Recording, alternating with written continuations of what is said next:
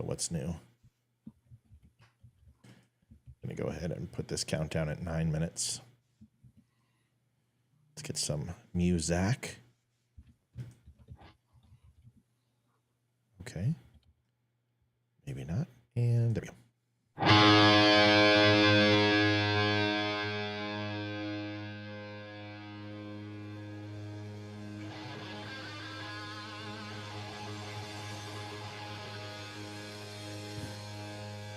Welcome to the Don't Unfriend Me pre-show show. My name is Matthew Spear, proud to present Olivia Spear, who Dominic Izzo says is absolutely a freaking smoke show. His words, your wife is hot. Just keep saying that. And I said, you haven't even met Amy yet.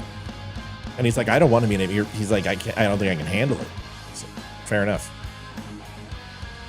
Or me. Leroy Jenkins all the way down in the bottom. What's up, folks? How's it going? And Amy Robinson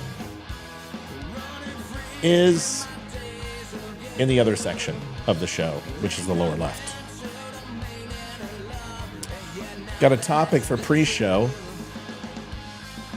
Interested to get everybody's perspective. Because I'll be honest with you, I feeling a little weird about it. Tighten the pants? That's what I meant. I think you'll also feel the same way shortly. You guys know artificial intelligence is in full swing. It's here. It's not going anywhere. And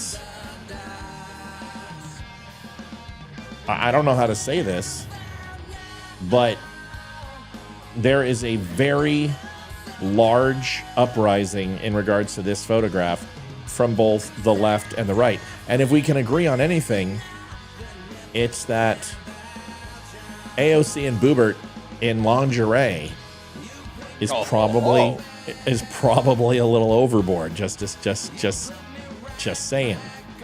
We did this on the Dom Izzo show. I told him to speak to me in a soft, subtle voice while he showed me photos like this. And I got to admit it, I find Lauren Boebert and AOC to be extremely attractive until they talk. So this is just pictures just up my alley. There's no sound, and they don't speak. This is the topic for tonight. Is this overboard? Is this... No. This... We need more. Well, what's funny is that, a couple of people are like, this is sexist, this is horrible. And I'm like, so I replied on Twitter, this is absolutely disgusting, but I'm going to need a larger sample size to make sure.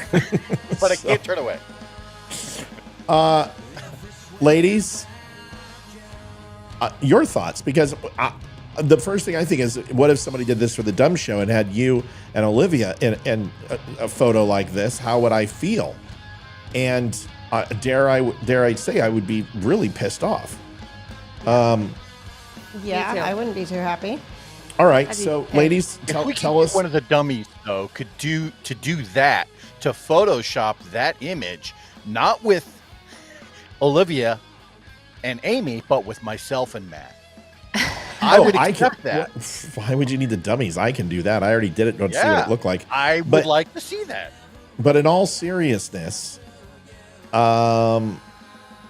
ladies, I think it takes it way too far. This is an invasion of privacy. I mean, I don't know. I put myself in that situation, and everything is on the internet forever. Someone's gonna find this and think it's real, and these girls have never, in my knowledge, have never posted something like this of themselves in this situation. Correct. In like this. So I think it's disgusting, honestly. Like, I would, not them, I'm assuming they probably have similar bodies. They both look great in this photo. But I know it's not their bodies. And if it was me, I would be livid. I would be calling my attorney, number one. What are we doing? Who are we suing? What's going on? Like, this is so gross to me. I have kids. Like, no, hell no. Beverly, thanks for and subscribing. Some people do come at me. I gotta say thank you, Beverly. Thank you for subscribing. We appreciate it. Thank you for joining the Don't Unfriend Me group. Go ahead, Ames.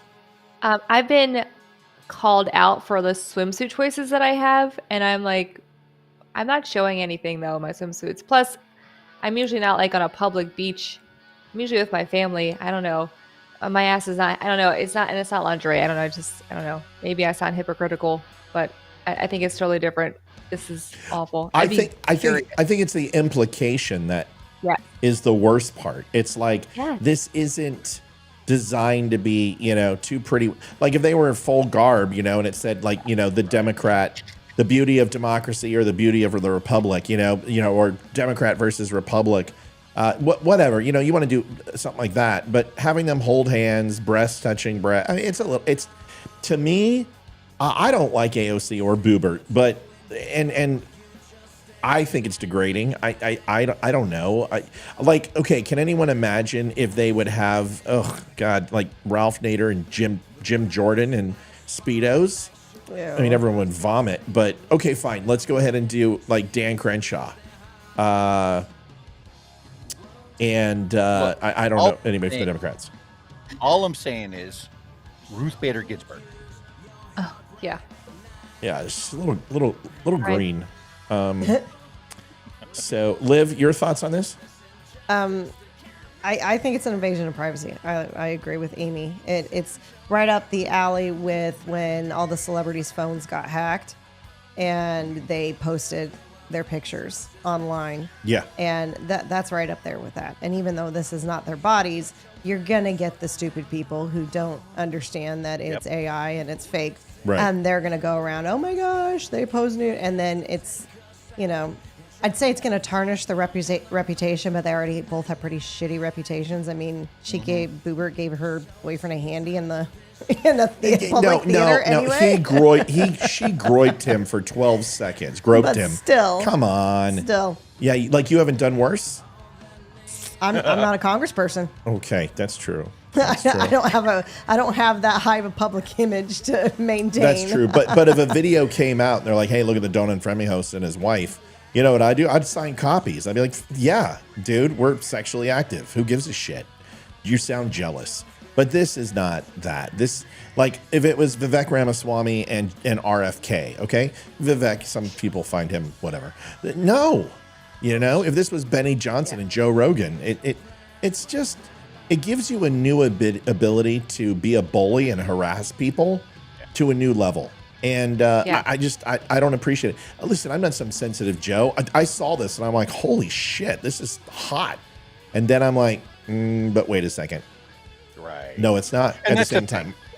Poor taste, yes. Illegal, probably not. No. And that's where the line needs to be drawn. It's one of those.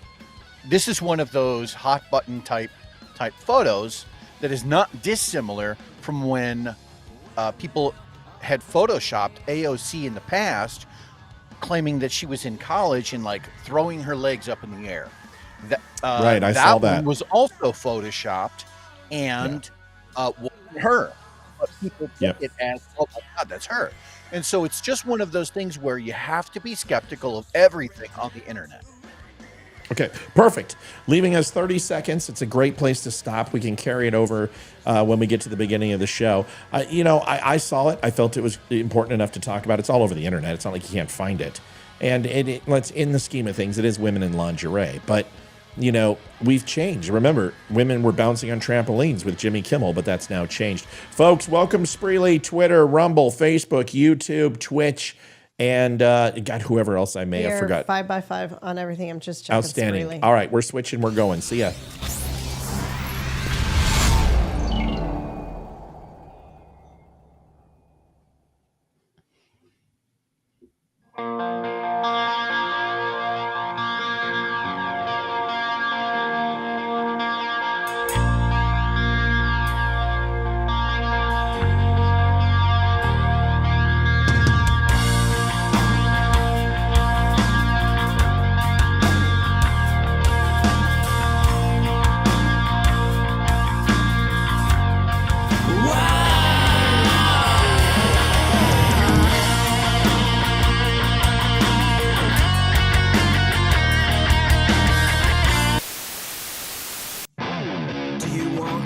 truth? Are you tired of being so confused?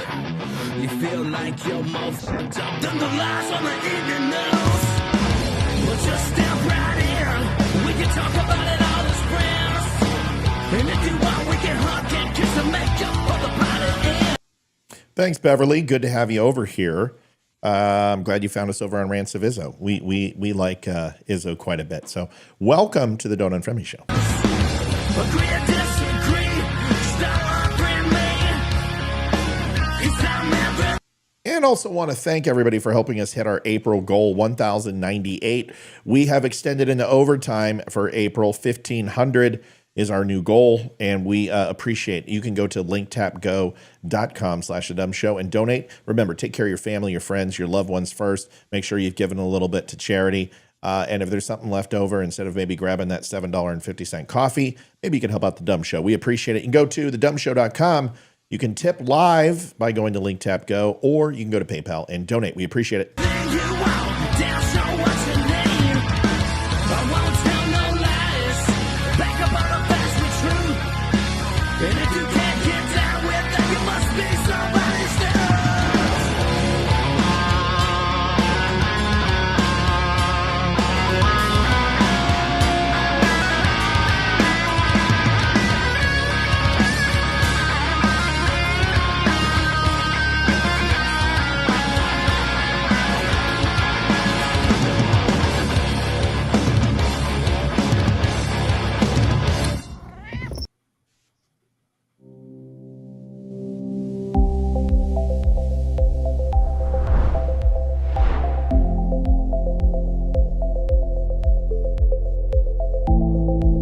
Man, this thing sounds really good in the ears.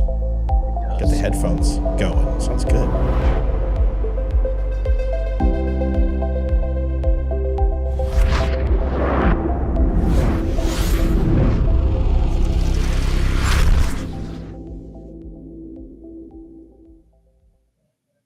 Hey, Matt, congratulations on your success, brother. And I really appreciate you giving, both sides, and just free speech the opportunity to have a platform, dude. Got it. You got it. Thanks for everything you've done for this country, Eli. We'll talk next time. Tell Jen hello, and I'll have this ready in a couple of hours, and you can share it and take a look. Thank you, man. Thanks, Tommy, brother. glad you got your Trump shirt. Awesome. That was fast. Adjusting transmitter output. This is the Don't Unfriend Me Show with your hosts, Matt, Leroy, Amy, Olivia, and Mike. Geopolitics, military analysis, and election coverage. Coming to you live on the Spreely.tv network and all major social media channels at The DUM Show. I won't tell no lies. Back up on the facts with truth. Honest, direct, unfiltered. We can agree, we can disagree. Just don't unfriend me. I decided, since I'm doing a slap check a day, that I would just share the first one. It always is an interesting topic before we get to the show. Welcome, Spreely, for just jumping on, and let's get started. The most recent slap check is in the house, and these are fun. I actually kind of enjoy doing these. Here it is. Fresh off. No, it's not. Every time. Cheese live. All right, here we go. Now, Cheese and rice. cheese and rice. Fresh off the cusp of Uncle Bozy barbecue season, Joe Biden was on Howard Stern, and he had some things to say. Did you ever save anyone's life when you were a lifeguard? Was anyone ever drowning? Yeah. You did? Yeah, well, half a dozen times. No, he did not save 6 people as a lifeguard. In fact, there's absolutely no record of this. Women sending Joe Biden salacious images. Women would send very salacious pictures, and I'd just give them to the Secret Service. Who did he hand him to? The Secret Service? Senators don't get Secret Service. Runner-up in state scoring, what the heck. Wow. But I was a run. Although Joe Biden played football, he wasn't a state runner-up. In fact, we're not sure what state he's from. It says he's from Scranton, Rehoboth. And you got arrested, be standing on the porch with a black family. The guy who said he marched in the civil rights movement but didn't, eulogized 4 Klan members. Well, at least he's not saying. And you ain't black. That was awesome. Yeah, they're fun. I might have added that the only state that he's in is the state of confusion. Yeah. Well, I was gonna say the state of denial, which is also good too. Oh, yeah, But yeah. I ran out of time, and that was actually on the back end of it. But it is what it is. I like it. Thanks, buddy. So we're gonna get right to it. We've got a ton to do. Let's start off with the first thing. Leroy has a video that he wanted to show us about somebody who actually I knew fairly well, not know him personally, but Allan Lichtman, political science guy. He's been around for quite a while. I knew him when I didn't know him, but I knew of him when he was a young pup, when he first came on the scene. And I did a dissertation on him in college, in regards to his keys to winning a presidential election, the 13 keys. So Leroy's going to tell us all about it. Luckily, I know what the keys are, and I've decided to fill out my sheet, and we'll see where Mr. Lichtman filled out his sheet. Mr. Leroy, Lichtman. go ahead. Let's watch this. Huh? So, Mr. Lichtman, yes. Yeah, let's watch this real quick, and then you've got it. It's all you. I haven't made a prediction yet. The keys are still uncertain, but I will share an insight with you. So many Democrats are saying, oh my God, Biden's too old. We need someone else. That's a recipe for losing the election. The way my system of 13 keys work, if 6 keys are turned against the White House party, Joe Biden, they're predicted losers.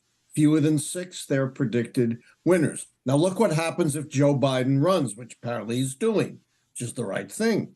They secure the sitting president key, obviously, and the party battle key, because there's not going to be a big battle for his renomination. That means out of the remaining 11 keys, 6 would have to fall to predict their defeat.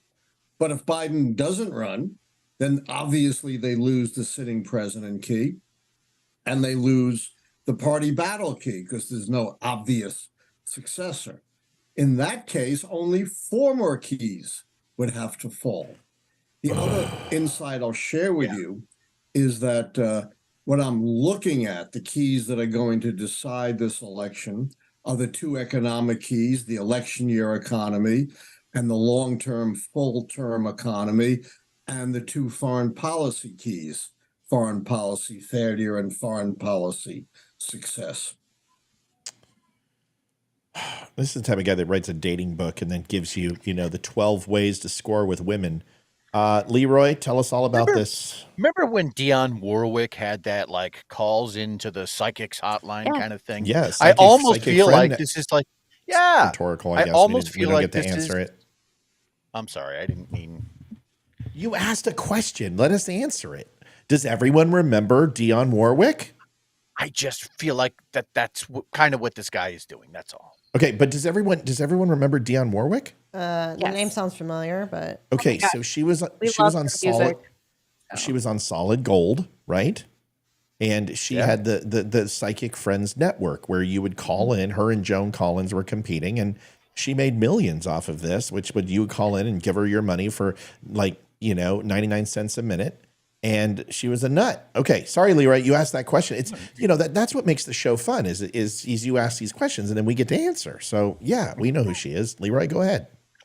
So Dr. Allan, or he's not even a doctor, he's a professor, Allan Rickman, he claims now that he has correctly predicted the presidential winner for the last 40 years. Bullshit. Right? And through the right, and that's the thing.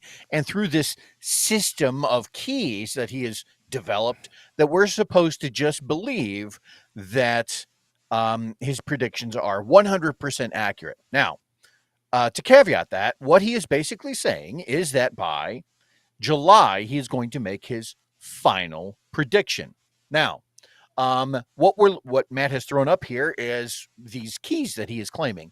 So for the party mandate, what he's saying is that after the midterm elections, the incumbent party holds more seats in the House of Representatives than it did after the previous midterm elections. Under contest, that there is no serious contest for the incumbent party nomination. Under incumbency, that key is the incumbent party's candidate is the sitting president. Under third party, that there is no significant third party challenge. Under short-term economy, that the economy is not in recession during the election campaign. God, that reminds me so much of when they were trying to make the claim that we weren't in a recession based on 2 negative quarters in a row. Under long-term economy, the real per capita economic growth during the term equals or exceeds mean growth during the previous 2 terms. Under policy change, there's all of these keys, and by the time you get to the end of them, right, there is so much subjectivity baked into this equation that I am really questioning this guy's record. And then when you dig into it a little bit more, you find out that maybe some of his calls weren't as accurate as he says. And there seems to be some level of discrepancy there. I wanted to hash this over for the people that are hinging any decisions based off of what this guy is saying. Because in July, if it comes around to, hey, I think Joe Biden is going to be it, that might dissuade some potential Trump voters from even going to the polls. And we don't want that to happen. Even more than anything, if that's what he decides, if that's his claim in July, that's when we need to double down and make sure that we're really getting bodies to the polls. Make sure you share this with your friends. That was my take on it. Yeah, no, it's a good take. And the thing I would say quickly before hand it over to the ladies is I don't think people can be dissuaded on the Trump side. We heard this shit in 2016 and we believed the polls and believed all these prognosticators and most of them fell by the wayside. And the reason why is because it's not scored correctly. So I'll give you my opinion. Olivia, anything stand out on this? It's funny that it's like Leroy and I didn't even hook up on this and tried to find out what slides he needed. But for some reason, I was like, he's going to go through and tell you what the keys are, obviously. So we got the slide here. Liv, anything stand out to you where you're like, what? I don't understand. What the hell's going on? What keys are, okay, true is for Biden and false is for Trump? No, I'm very, very confused. Yeah, that's okay. So party mandate. Party mandate means that you won the House and you have the Senate in the midterm. And that did not take place. The House is still Republican. Senate, it did not move. It's still Democrat. So he does not have a party mandate. So this is for Joe Biden. So it's false. Okay. And then you look at the content. Go ahead. Matt, if I could just add something. His prediction is solely based on the incumbent president. It has nothing to do with the challengers. Allan apparently somehow through black magic has somehow made the system, and he makes it very clear if you start looking into some of the other videos, and he even wrote a book about this, that it doesn't take into account any polling information, media information, or anything like that, that it is just solely an examination of the incumbent president. That's all. I just want to make sure that was out there. Yeah. So when he says, to be contested, there's no serious contest from incumbent party nomination. So, for instance, if somebody would have decided to run against, which they did, there was a Democrat from, I think, Rhode Island or something to the effect that ran as a Democrat. That wasn't a serious competition. So when they say, is it a contested incumbency? Did anyone from the Democratic Party run against Joe? And the answer is no. So that holds to be true. Okay. Incumbency. Is it currently a Democrat? It is. Okay. So that is in favor of Joe Biden. So these are like crib keys where if you get, 6 out of 13, you're in there in the negative towards you, you're not going to win. And if you get, whatever, if you get, more than 6 plus, more than 7, let me see, it would be 7, then you automatically get it. It's very much like the Prider scale when you're trying to rate poetry, or fuck around, or fuck around and find out when you're like, here's one and fuck around, and then here's a bar called Find Out, and if you score a 10 on fuck around. You're going to score a 10 on Find Out, and this is you fucking around and finding out. So it's predictive analysis with it, which is not based in And it's categorically false, right? There's nothing here that isn't supposition and conjecture because the timelines are constantly moving. These numbers are constantly moving. Right. I'll rate it. I rated it. I got it right here, and I got it color coded in blue and red. But any questions, comments, anything you think, anything you got on this, Liv?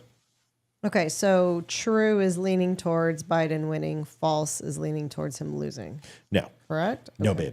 babe. Liv, key number Yes. 4, third party. Is there a third party candidate that can be taken seriously? Yes. No. No. He says false. Whether it's yes or no, but he says false. So what that means is that's in favor of Biden. But you have to read each one. Short-term economy, is it good or is it bad? He's saying it's good, so therefore it leans true, so it's in favor of Biden. Long-term economy, it leans true, so therefore it's in favor of Biden. So what he's doing is marking off the pluses and the minus column, the good and the bad, and then based upon his equation, which is -6, ultimately means that he's going. This is like people who said the Colorado Avalanche are going to get their ass kicked by the Winnipeg Jets because we lost 3 in the regular season. How do y'all feel now when we've scored 22 goals on them in 3 games? We have taken the #1 goaltender in the world and made him look like a leaky sieve. He got pulled in game 4. He is the best goaltender in NHL, and he looks like a complete bitch. Okay, so I'm trying to be as respectful as I can because I don't like talking shit in the playoffs. But and this could come back to bite me. But I'm just saying this is the reality. You can look at all the numbers you want, but in the end, you cannot equate for the shadow voter and that dark voter. And I'm not talking about African Americans. I'm talking about the person who does not want to openly admit who they're voting for. But you need to understand something. A CNN poll came out today, and Biden's 6 points behind on a CNN poll. Yeah. Does that make sense? Huge. It's huge, guys. That 6 is a points. Now big we're gap. a long way away, but 6 points on a national poll is not the biggest thing in the world for a presidential election because we're so far out. But that's a clear bellwether that Trump is 1% ahead of the female vote from where he was in 2020, and Biden's behind. Remember, I told you it's 7%. All that Donald Trump needs to do to win is get 3% of males and 4% of females above where he was in 2020, and he's going to win the election. That's it. End of story. Race is over. You can do all this you want. It's a sheer matter of numbers. Liv, does that make more sense? It's still over my Nope. head. I I'm love sorry. that. I love that. No, you know what? And that's okay. Amy, questions, comments on this? I just feel like this. I don't know who this guy is, but I love his hair. One, I wish I had that much hair now. And then 2, Yeah. if it's him, I don't know. He is like voluptuous. I'd be like, I wish I had like that bouffant. I Volume, wish I had that that volume. poof. Yeah, like I have nothing. Is it kind 2, of like my hair? it's well also, I wish I had volume. Plus it's like humid AF today, so like it's like matted to my body. 2, I feel like he's basing his keys here off of his Google search history. Like I don't feel that some of these things are accurate. The economy for the basic normal American who is not an upper class person or wealthy is in the toilet for them. I mean, we're all struggling. If you are in the middle class, even the upper middle class, I feel like you're struggling right now. It's like, holy F, we're in a toilet of losing money constantly. We're just hemorrhaging money constantly. I don't remember what. Thanks. Anon, appreciate you. Anon. Anon, it's Anon. It's a person who doesn't want to reveal their name. Ah, gotcha. Oh, anonymous. I got it. Oh, it's like QAnon. Like that's where I was going. No, just we appreciate you. Thank you for the donation. Thank you. I don't know very what much. it is with them. I don't know what it is with them hitting you when you're talking, Amy. I'm sorry. It's skillfully timed. I understand where everyone's coming from. I get it. This shut up, Amy. Yeah, I don't know. That's my only thought. I feel like his I think there's a bias with his key rating system. I like the idea of it. I really do. I just don't think it's factually accurate. Personally. Well, I that's couldn't the agree thing. more. It's based on perception, right? Right. And it would be one thing if it were based factually, like if there was, like when he's talking about long or short-term economy, if he had some hard numbers baked into the formula, i.e., inflation rates, or i.e., whatever the hell. My problem again is that it's all based on what he feels the public perception is, but he doesn't actually say that, and that's part of the problem. So I took the liberty of writing down my keys, and I want to rate them with you. So let's do it together. Is everyone cool with that? Oh, I'm down with that. Yeah. Let's do it. Yeah. So I rate mine, and I'll tell you where we're at. Key number 1, Liv. It's gonna be okay. Hang tight. Are we like voting? Are you gonna give us like? Yeah. You're gonna. Thumbs down? Thumbs up, thumbs down. Okay, so false would be thumbs down, true would be thumbs up. So here's an example: party mandate. After the midterm elections, the incumbent party holds more seats in the U.S. House of Representatives than it did after the previous midterm. So what that means is this midterm that just took place, Republicans gained seats versus the Democrats. Is that true or false? Liv? Guys, vote. We'll put a thumbs down. Okay. That's a true statement, Just right? tell me what to do. It's not a true statement. It's a false statement. Oh, okay. The Republicans, Democrats did not gain, and Republicans gained, but Democrats didn't gain. So therefore, that's not in favor of Joe Biden, because you would want the Democrats to win the House. Well, if they won the House, then that would be indicative of a good thing for Biden. Okay, get it? Everyone get it? Got it. Okay, great. So that's false. So that is in favor of Biden, because or it's negative against Biden. So that's an F. So that's a bad. That's a strike. Okay. And the thing is for Biden and Trump, like a 1 point. Biden. I got it right here. But the problem is that some things that are true help the Republican, and some things that are false help. This is a horrible fucking system. But anyway, let's just do it.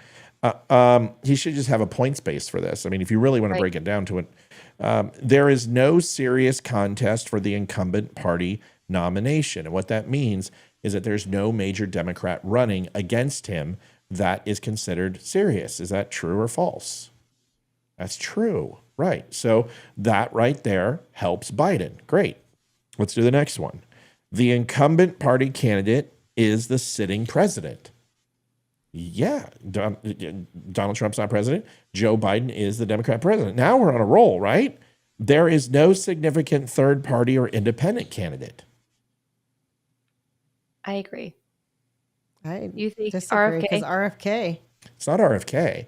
You've got Jill Stein and RFK. Jill Stein took 7% of the 2016 election, and that's why Hillary Clinton lost. And RFK is polling anywhere from 16 to 20%, depending upon who you ask, whether it be Republicans or Democrats. He doesn't have to win. He just has to take away votes from Joe Biden. So in this case, it is down. It is a very serious candidate. He's actually polling higher than Ross Perot was. And look what happened to Bill Clinton and the Bushes. Okay. So that's an F. Now we have 2 strikes, right? Everyone counting? 2 strikes. Yep. Short-term economy. The economy is not in recession during the election campaign. Down, Leroy. It's actually right here, because we did see 2 quarters of non-GDP positive growth. They did have a positive growth last quarter and failed the quarter before. And this looks like we're going to have a lower quarter than the quarter before. So you have to have 2 quarters in a row, and that hasn't been the case. He has shown slight growth. So it's not a recession. It's not legally a recession based, but it's right in the middle. It's right in the middle. It's right here, man. So that's why I gave him a T and an F. I gave him a strike and I split it down the middle. T and an F is what I rated it, because it's honestly, out of all the things where he says leans true, leans false, this would be right down the middle. And this bullshit leans true and leans false. It's stupid. It's either true or false, fuckface. But the fact that he went, this one's right down the middle, because the numbers don't support it. But we all know that the economy just isn't based on GDP growth. Inflation is a huge thing. Interest rates are a huge thing. Overall valuation of dollar, cost of living. I mean, all of these things. And the current inflation rate, isn't the current inflation rate still spiking, but near? It's starting to climb up. It's not going 8%, 6%. No, that's too high. No. I think it's 7% last month. So Liv, Live this. Live. I'm sorry. I was texting Hayden. Inflation rate. Oh, What's the current inflation rate? let me look. So I don't believe it's that high, but I could be wrong. I could be wrong. And I know the inflation rate is going up, but I do not think it's 7% because at its ultimate clip, he was going to push like 10.6, and then it went back down to like 4.2. 3.48. Yeah, see, current inflation is way down. But the inflation's down, but the overall valuation of dollar and overall value of currency and overall buying power of the dollar is down. So cost has gone up, but wages have not caught up with inflation. So for the people who say, oh, well, wages caught up with inflation, that's bullshit. Because you look at food costs, you look at gas costs. There's no way. It's an impossible statistic for you to sit here and tell me that running a 2.2 inflation, which is standard, and going up to a 3.6, that somehow you've increased wages by that 1.4% to make up for that deficit when nobody's received a 1.4% increase in their overall pay. That's ludicrous. So it is going up. We know it's going up. We know that by the time the election happens, unless the Fed decreases interest rates, we're going to see, and if they do, you can expect an inflation spike. This is an offset. The best way to describe it is that you've got a muscle man, and he's 800 pounds, and he is just tensillary strength times 10 men, and you've got the other team, which is allowed to have 8 on the team. And you put 8 guys that all weigh 100 pounds and he weighs 800. Who's going to win? Okay, well, let me tell you who's going to win. It's honestly more than likely going to be not the 800-pound man, not the group of 8.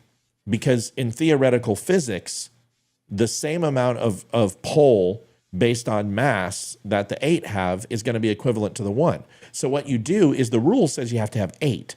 So what Joe Biden's done is said, you know what, let's go ahead and put 4 more on that other team. Now it's 1,200 pounds of overall force, and we're going to go ahead and pull and say, well, wait a second, you can't do that forever. That's not the way that the game's played. This is what raising the interest rate does, is it decreases overall spend, and it stops people from overall investing, getting loans, everything else. So it's a false dichotomy. You need people to get into loans. You need the middle class to grow. You need people to spend money. But the problem is the government printed so much and made so much that people were spending and the dollar couldn't keep up. Now you're in a situation where those interest rates, if you lower them, it's going to have the opposite effect and inflation will go up. You might have a small waiting period before people go out and spend again, but that's only going to last a few weeks to a few months. Then they're going to go out and start spending again. And once that happens, you're going to be in the same predicament. So Biden's in a real bind here. Okay. Long-term economy, real per capita economic growth during the term equals or exceeds mean growth during the previous 2 terms. The answer is false. Yeah. It's false. Long-term economy, it's not a long enough sample size because you're really only looking from January till today before we even started to see after the 4th quarter. But now summer's happening. People are traveling. People are leaving their domiciles. They're leaving out of state. And you're going to see an influx of dollars come into these states. But once that summer traffic leaves and goes back home and they sit on their money under their mattress, you're going to see really how the whole year balances out. You've got to look at fiscal 2024 quarter 4 to really identify, considering that makes up almost 46% of the overall dollars spent compared to the entire year. So you can sit here and say, oh, well, we've had some great months. That's fine. To say that that's going to continue is lofty at best. Policy change. The incumbent administration affects major changes in national policy. Can anyone tell me a national policy that Joe Biden has implemented? None National. that I can think of. Yeah. No. So I don't know why Allan would then have said that one was true, because I can't think of anything substantial that has come from this administration to lean that way. Well, because this is what Allan always does. Allan is leaning towards Biden, and he's trying to jockey his position to get people interested in buying his book. And you know what he's going to say, because the numbers, he's not going to go against the numbers. That would be foolish. 2016, he said he went with Trump. Yeah, he went with Trump, and everybody went with Trump. But when October happened and the grab him by the pussy tape came out, he backpedaled like a freaking, like Joe Biden on a bike. And he was like, oh, no, yeah, Trump's not going to win. And it's like, wait a second. You said he was going to win. Then you said he wasn't going to win. So if you're just going to be a bellwether, then, anyone can do what you're doing. But you got to make a prediction and stick to it in order to be good at your job. But you don't get 4 months out from the election and sit here and make a prediction and pretend like you're magnanimous. Here's another one. I like this one. Yeah. There is no sustained social unrest during the term. So there's some subjectivity there, right? Especially when you're looking at what's happening in the colleges with Columbia and everything else. It's not subjective. You had the summer of love that carried over, that was not in Joe Biden's administration, but if Donald Trump would have been elected, the whole cities would have burned. You saw multiple small riots in cities based upon police efforts. You saw the protests over Israel and Palestine, which are going on right now. You have climate activists who are stopping traffic every frickin' day. There's people who are also, gluing their hands to the frickin' floor because of gun violence. There's people going into, major universities and museums and cutting up paintings and throwing blood everywhere. Then look at abortion. To say that we're not on a state of unrest is horribly naive. Horribly. But you're right. It is subjective. True on that? Yeah. He had to have. Okay. He had to have, because I'll tell you what my final score is.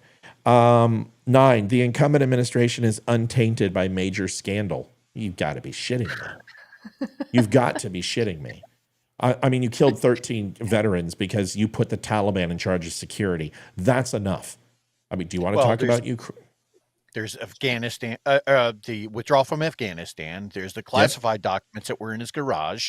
There's the whole Hunter thing with Burisma, right? That he's trying to just bury it all together. There's the fact that he ignored the fact that he even had a granddaughter for the first, 3 years. There's a lot that's going on there. Cocaine in the White House, the laptop. Oh, yeah. Dude, many things. So much, dude. Did you guys hear the song? I forget who sang it. The "Because I Got High" song back from like the 90s. No. Oh my gosh, I don't. It's like a song from the 90s. It's like "Because I Got High." Do. I don't know the words, but they redid it to talk about Hunter Biden's life. It's I don't know. I haven't. I don't play those things because these people who create this shit, they hit me with copyright infringement. My last night, the other night show, 2 hours and 14 minutes, I played 6 seconds from a TikTok video, and the guy took all my money because I played 6 seconds on YouTube of his "Fuck Joe Biden" song. I'm like, I don't even remember playing that. And I disputed it. And they're like, nope, 6 seconds. I'm like, so you're telling me I've got to give my revenue to some douche plow because I played 6 seconds of a song that was in a TikTok video? You guys got to fix your shit. But anyway, all right.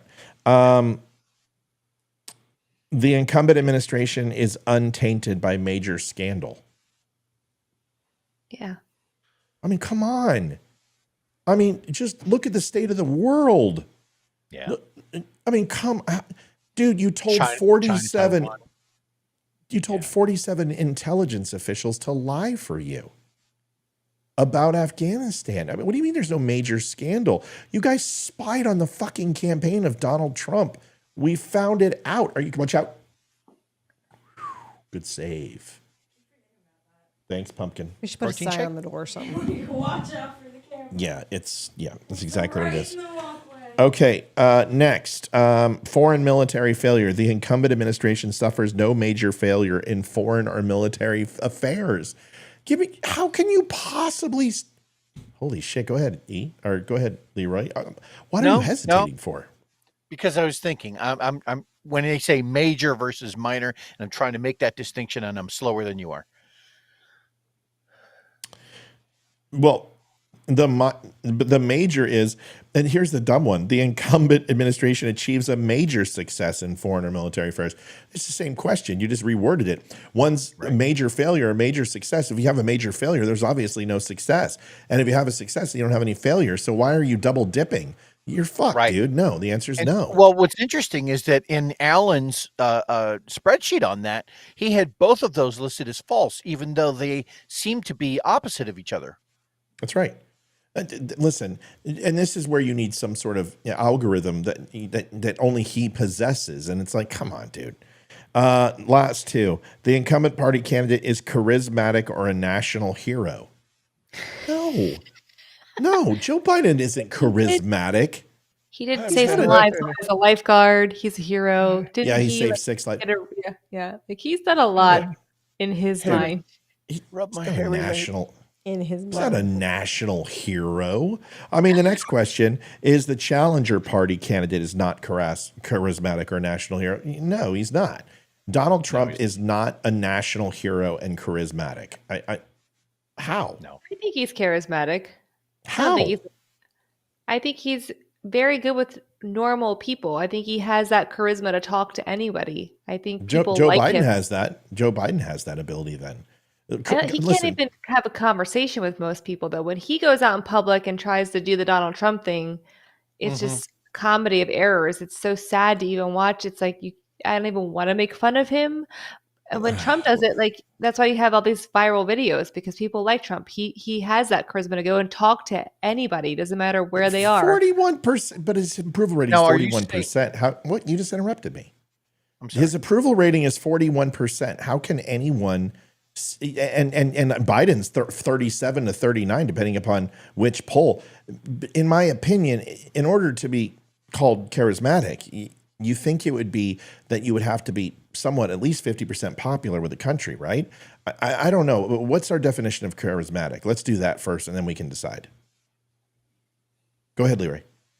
I was just wondering if the distinction there is whether or not he's good personally, if that was Amy's case, is that he's good, when personally talking to someone versus in front of the camera, because they're both terrible in front of the camera, but they can both be really good person to person, right? Was that the distinction you're? Sort of. I think Trump can be good on camera. I don't think he always is. I don't think recently he's been great. But I do think in a one-on-one setting, when you see those reported, I do think Donald Trump is charismatic. I think people gravitate towards him. I think people like being around him. I think he looks like a fun guy, like you can go have a beer with or scotch. Joe Biden, it's like, oh my gosh, like maybe we can go for a walk around the pond. I don't know if he's going to make it. It's just like, what are we going to talk about? He's going to get confused about the conversation.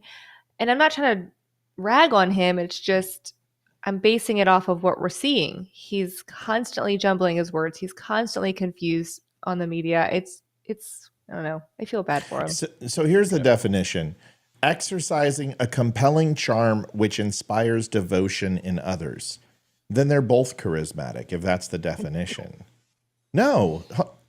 Listen, unless you believe that every single vote that Joe Biden had was illegal, which you're a moron if you do. Yeah. The guy did get the largest amount of votes in U.S. history. Take 20% of those away and say it's because of mail-in ballots. He's still ranked in the top 5. For anyone to sit here and say that Joe Biden doesn't have the loyalty of Democrats, not because they love him, but you see, that's where semantics come in. It's subjective. Mm-hmm. You say that they vote for him because they hate Donald Trump. Well, yes. I'm sorry to say, people voted for Donald Trump because they hated Hillary Clinton. So I don't. Yeah. Let's just if you say Donald Trump's charismatic, then you have to say Joe Biden's charismatic. If you say that Joe Biden isn't charismatic, then you probably have to say the same thing about Donald Trump. Isn't that fair or no? No, that's completely fair. Yeah. And that's actually where I was leaning toward, is the fact that we weren't necessarily voting for Donald Trump. We were voting against, or at least a lot of people were, that they were in fact voting against Hillary Clinton. And same thing this go around, is that there won't be many people voting necessarily for Biden. They're just voting against Trump. Yeah, and let me ask you guys this question. This will put it to bed. A lot of people are like, oh, President Trump's charismatic. Okay, great. Let's go to a Democrat show, and let's ask them if they think Donald Trump is charismatic. Right. And every single person will say no, and everybody will say Biden is. So charisma is somebody who can reach across party lines. Charisma is John F. Kennedy. Charisma is Ronald Reagan. Charisma is Bill Clinton, whether you like that or not. Yeah. The guy got a lot of shit done with Republicans and Democrats. So it's hard for me to sit here and say, because I don't care what the people who love him say. I want to know what the people who dislike him say, but can still respect him as a person. See, no, Biden has no charisma. Well, I'm sorry. There's 70 million some odd people who disagree with you, Tammy. That's my point. Is we say no because we don't like the guy. But listen, Leroy and I have said it many times. We may not like Biden. We may not like his lies. We may not like his policy. But I would sit down and have a beer with Joe Biden. Oh, hell yeah. I would absolutely have a beer. I would never have a beer with Hillary Clinton. Honestly, I'd throw my beer at her and then I'd pee on her.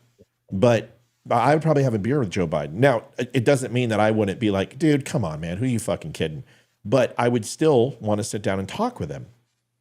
I have no desire to sit with Obama, and I have no desire to sit with Hillary Clinton. But I would sit with Biden. Go ahead. Well, yeah, and to that point, if you were to sit down with Biden or if you were to sit down with Obama, you feel like there could be some conversation had. If you were to sit down with Hillary Clinton, you're afraid that they're going to find your body later. And you're somehow in the news, they would have found out you suicided yourself. Right. Yeah. Liv, what do you think? You haven't said anything. What do you think? I mean, it's hard when you put the definition up because I don't think Joe Biden's charismatic at all. I think Trump was charismatic in 2016. Very much so. Isn't it funny that we have to go back and say, well, can we just cut out the last 4 years? Because I've been saying that for a long time. I'm like, Trump needs to get back to being Trump. And even though he's starting, like, I love that he's coming out every morning just hammering the media. I love that he's going into Chick-fil-A. I love that he's hitting the unions up. That shit's Trump, quintessential Trump. But Trump forgot who Trump was for a while. Mm-hmm. What do you, so Liv, Amy, go ahead. Anything else? Yeah, I absolutely agree with that. And I think Trump didn't necessarily forget who he was. I think he is so immersed in these legal battles that he is having to focus on other things other than where he wants to be. So I'm defending him, and I don't love him. I'm just putting that out there. Sounds like I do right now, but I don't. But I like him better than Biden. But I would have ice cream with Joe Biden. I would have ice cream with Joe Biden. And people are like, once again, people are like 99%, Tammy says 99% of what Joe Biden says is a lie. I promise you that stat would be the same for Democrats talking about Donald Trump. They had a website that said he lied 37,000 times, which is bullshit. But this is my point. We're not subjective here. Well, I am. I can be subjective and just say, I say no to both. I think charisma draws people to you even if they disagree with you. Like for instance, I don't always agree with Bill Maher, but I think he's got a lot of charisma and he pulls me towards him. So you see what I'm saying? So go ahead. To that end, that also raises a good question about Allan, what's his name? Allan Lichtman. Lichtman. Right? Lichtman. Like the last two bars on his graph are both the incumbent charisma and the challenger charisma. And he actually makes the distinction. One's a true, one's a false. So in some way, does that actually reveal his own bias? You know what? It really doesn't fucking matter because right here, it's 10 negatives to Biden. If he gets 6, he's out. So even if half of these are questionable that we did based upon our own biases, he's still in a world of trouble. So, and here's my, you want my prediction? Here it is. It's pretty simple. Here it is. It's all about the economy. It's all about safety and security. And it's all about, are you better off and is the country going into a prosperous runway? And the answer to those questions are no, no, and no.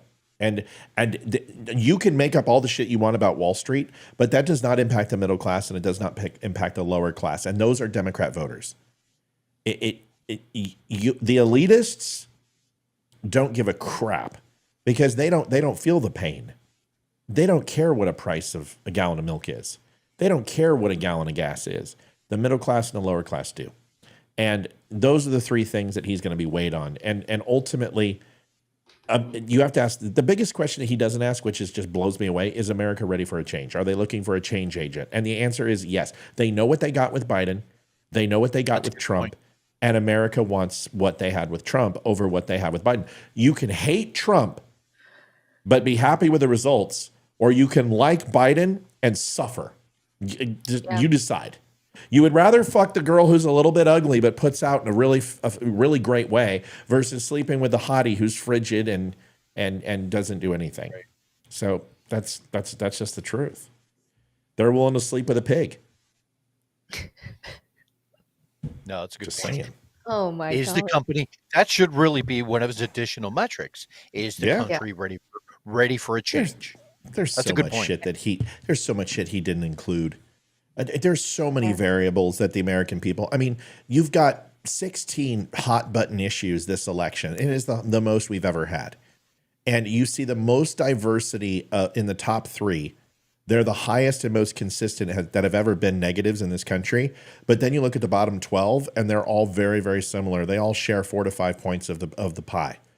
So it's an interesting thing. I think anyone who pretends that they can predict this didn't learn anything from 16 and 20, and these people, once again, should not have jobs. Okay. Well, and that's why I wanted to make sure to bring this up, because this dude claims that he's had, 40 years of correct presidential, guesses, basically, and that's clearly not the case. Not on a graph that is, in fact, so subjective that it's barely better than a coin toss.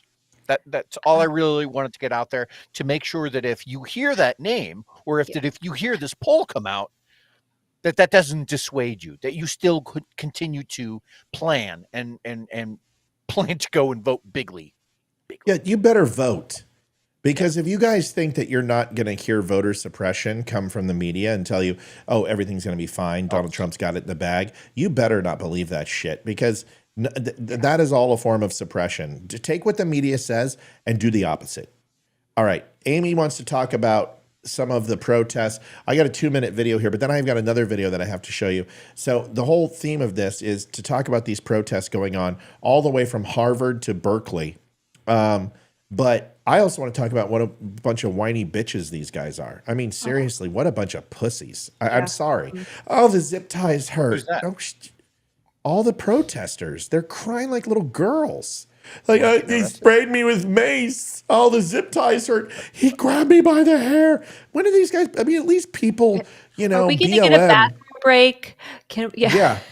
Can I get some water? Does anyone have any Avion? I'm just like, what the fuck is wrong with you people? At least BLM, man, they were hard chargers. They threw bricks and they took tear gas and they gave as good as they threw fireworks. I don't appreciate them at all.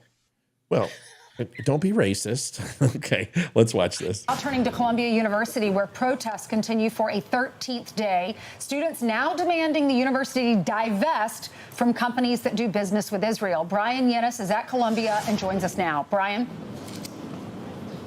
Good morning. In Columbia University, this is where it all began. Those students are not only demanding divestment, they are also demanding universal amnesty. They don't want to receive any punishment or discipline from the university at all, period, for participating in these protests. The university is asking students to self-identify themselves and attest to following university rules in the future. But even that is not something the protesters seem willing to do. Columbia University President Manoush Shafiq has promised the protesters there won't be any lockdowns or evictions of the encampment, and vowed the NYPD will not be called onto campus again to make arrests.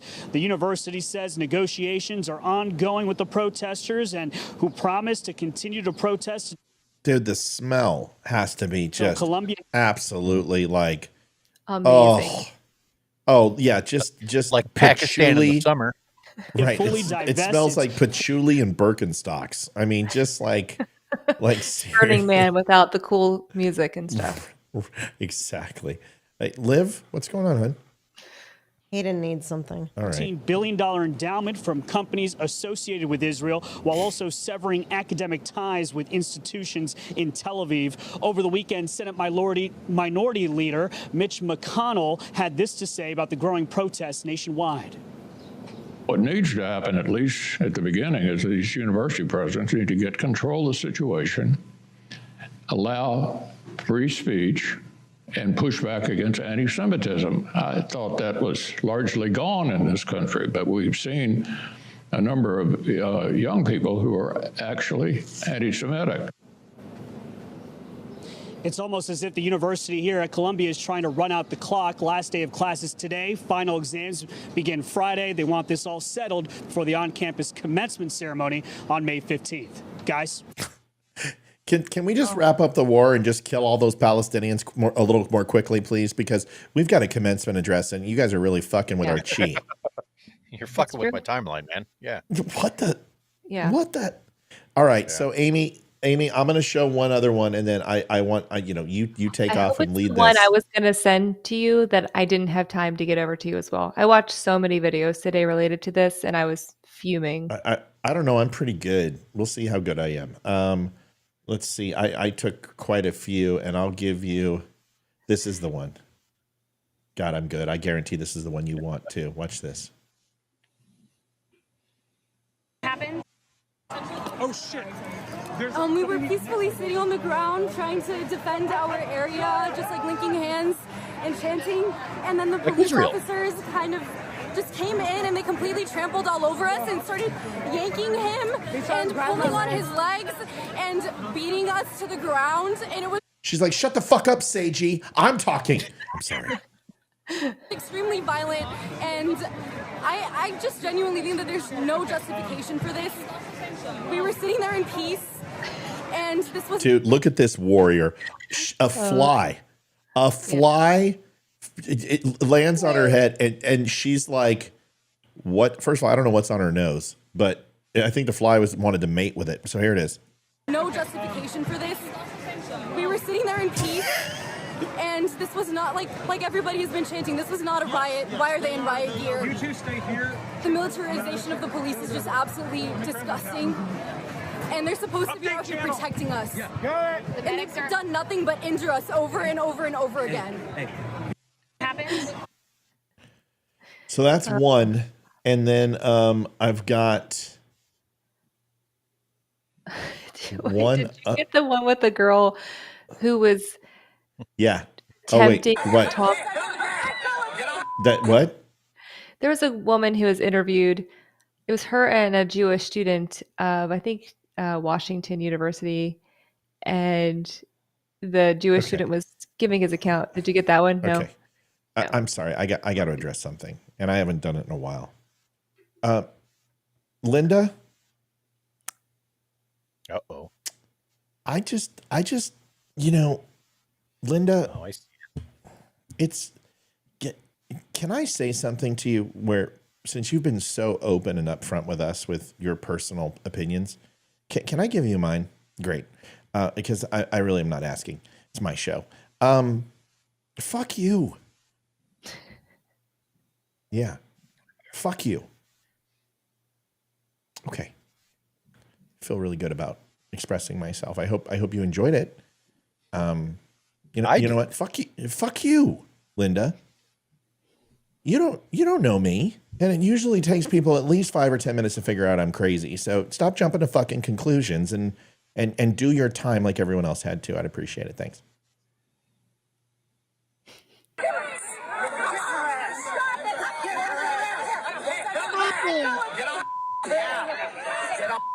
This is a professor. This is actually... Oh, I could guess that from the width of that ass. It's damn, dude. I mean, you didn't have to go after her badunkadunk. Linda, we're all Trump pro too, okay? But guess what? We don't sit here and we don't ejaculate him off all over our faces. We challenge some of the things he says, okay? Okay? Okay, Linda. Good.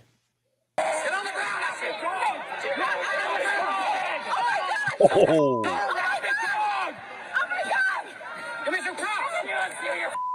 To the third. That's right. Right. Always help. Wait for glasses over. That's nice.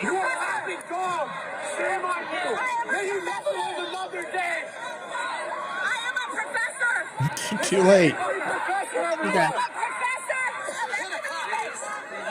That's the equivalent of, do you know who I am? I'm a professor of economics. Well, good. Why don't you get a calculator and work your way out of this shit? Because you're going to prison, lady. I'm trying to find the other one I had, and I can't find it. But there was a guy with a sword, and What sword? Yeah. So and they're like, hold on, guy with sword. I mean, this is such good shit. Yeah, there it is. So watch this. And I think we may have lost Lisa. Lisa, that's terrible. I figured you had thicker skin than this. I mean, you can sit here and call me crazy. So, I can't tell you to fuck off. It's all love. God, I get told F off like 80 times a night. Yeah, but it's ridiculous. So obviously somebody hasn't watched Bill Maher in a while. Okay, here we go. Let's watch this one. So this guy is an old guy. This is pro-Palestinian. He has a fucking broadsword. Like, seriously, a broadsword. It's giant. No, it's a claymore. This might be a claymore. Take a look.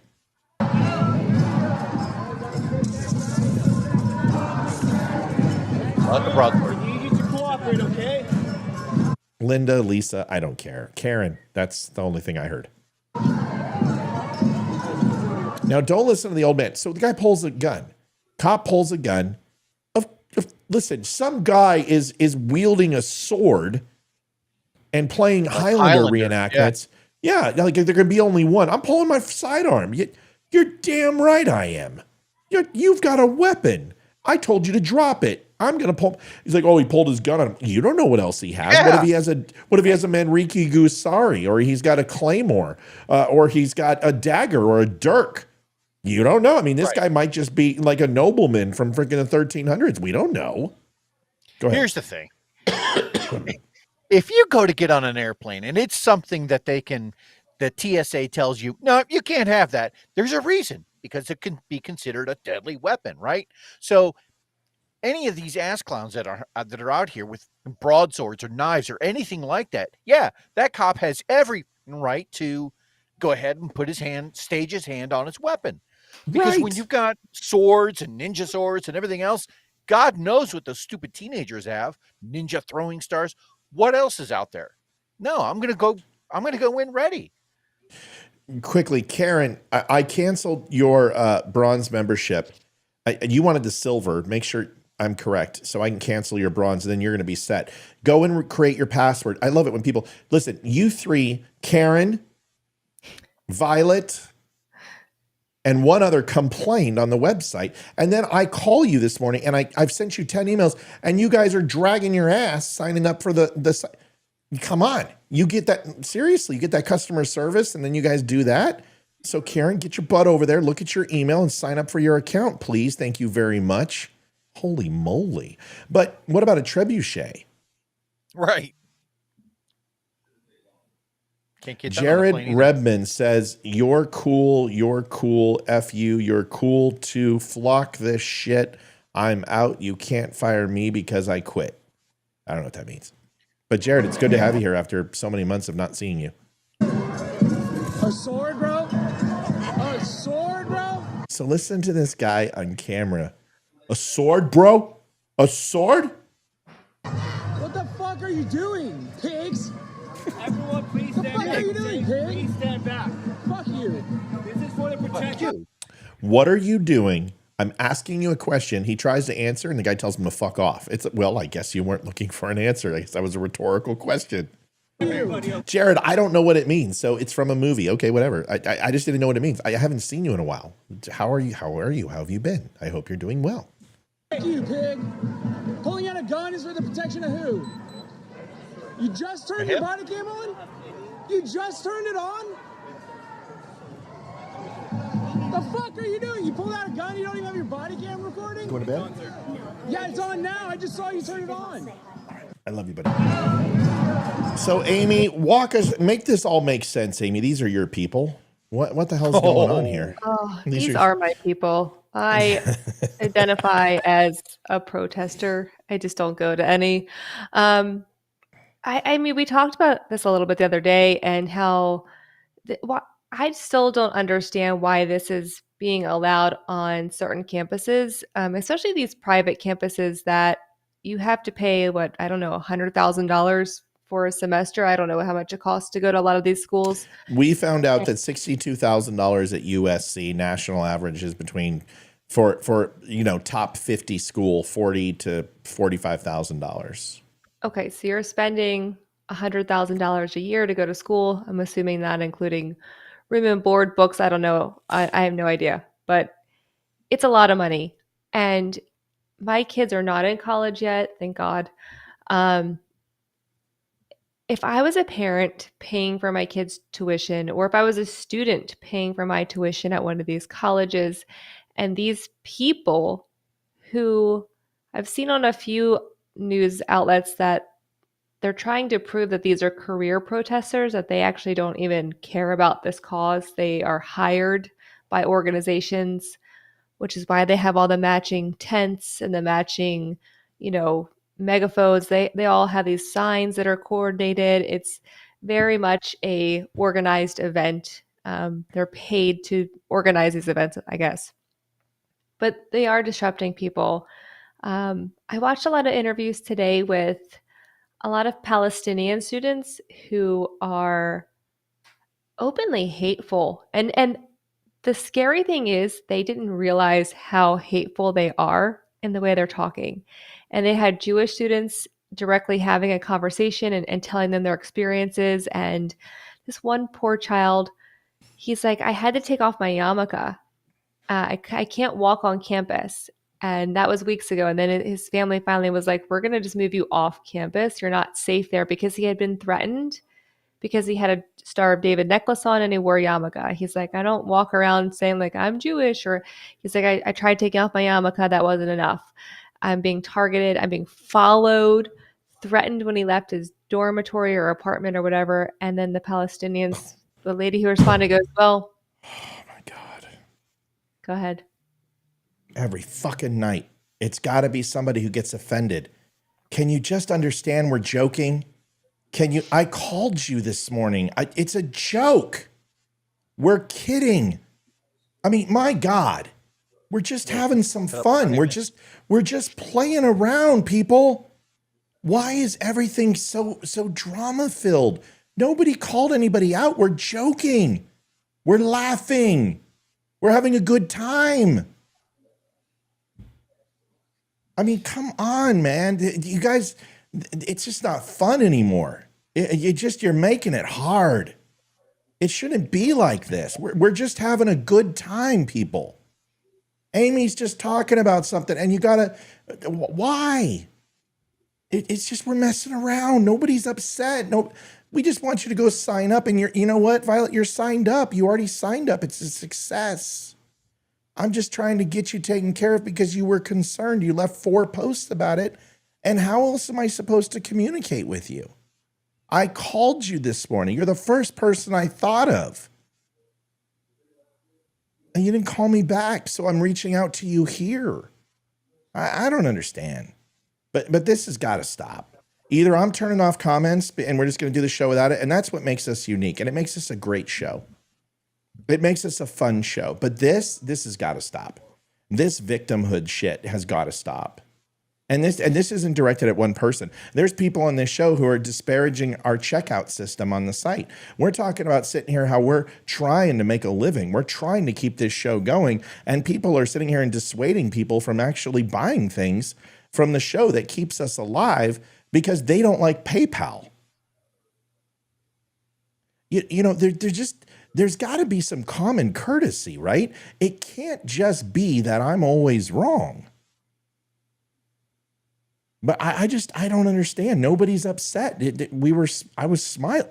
Yeah, I don't understand. Amy, please go ahead. But this shit's got to stop. It's got to stop. And if you're not happy with the site and you think, we're screwing you over, or you're not happy with me and you think I'm calling you out, then bygones be bygones. I'll refund some money and we'll call it good.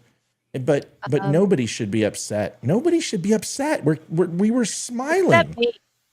I'm going to be upset because every time I get to talk, I'm interrupted by the comment section. So y'all need to settle down. Yeah, go ahead. I'm that serious. was a joke, clearly. So some offense. My God, I love you, Amy. I'm just baffled.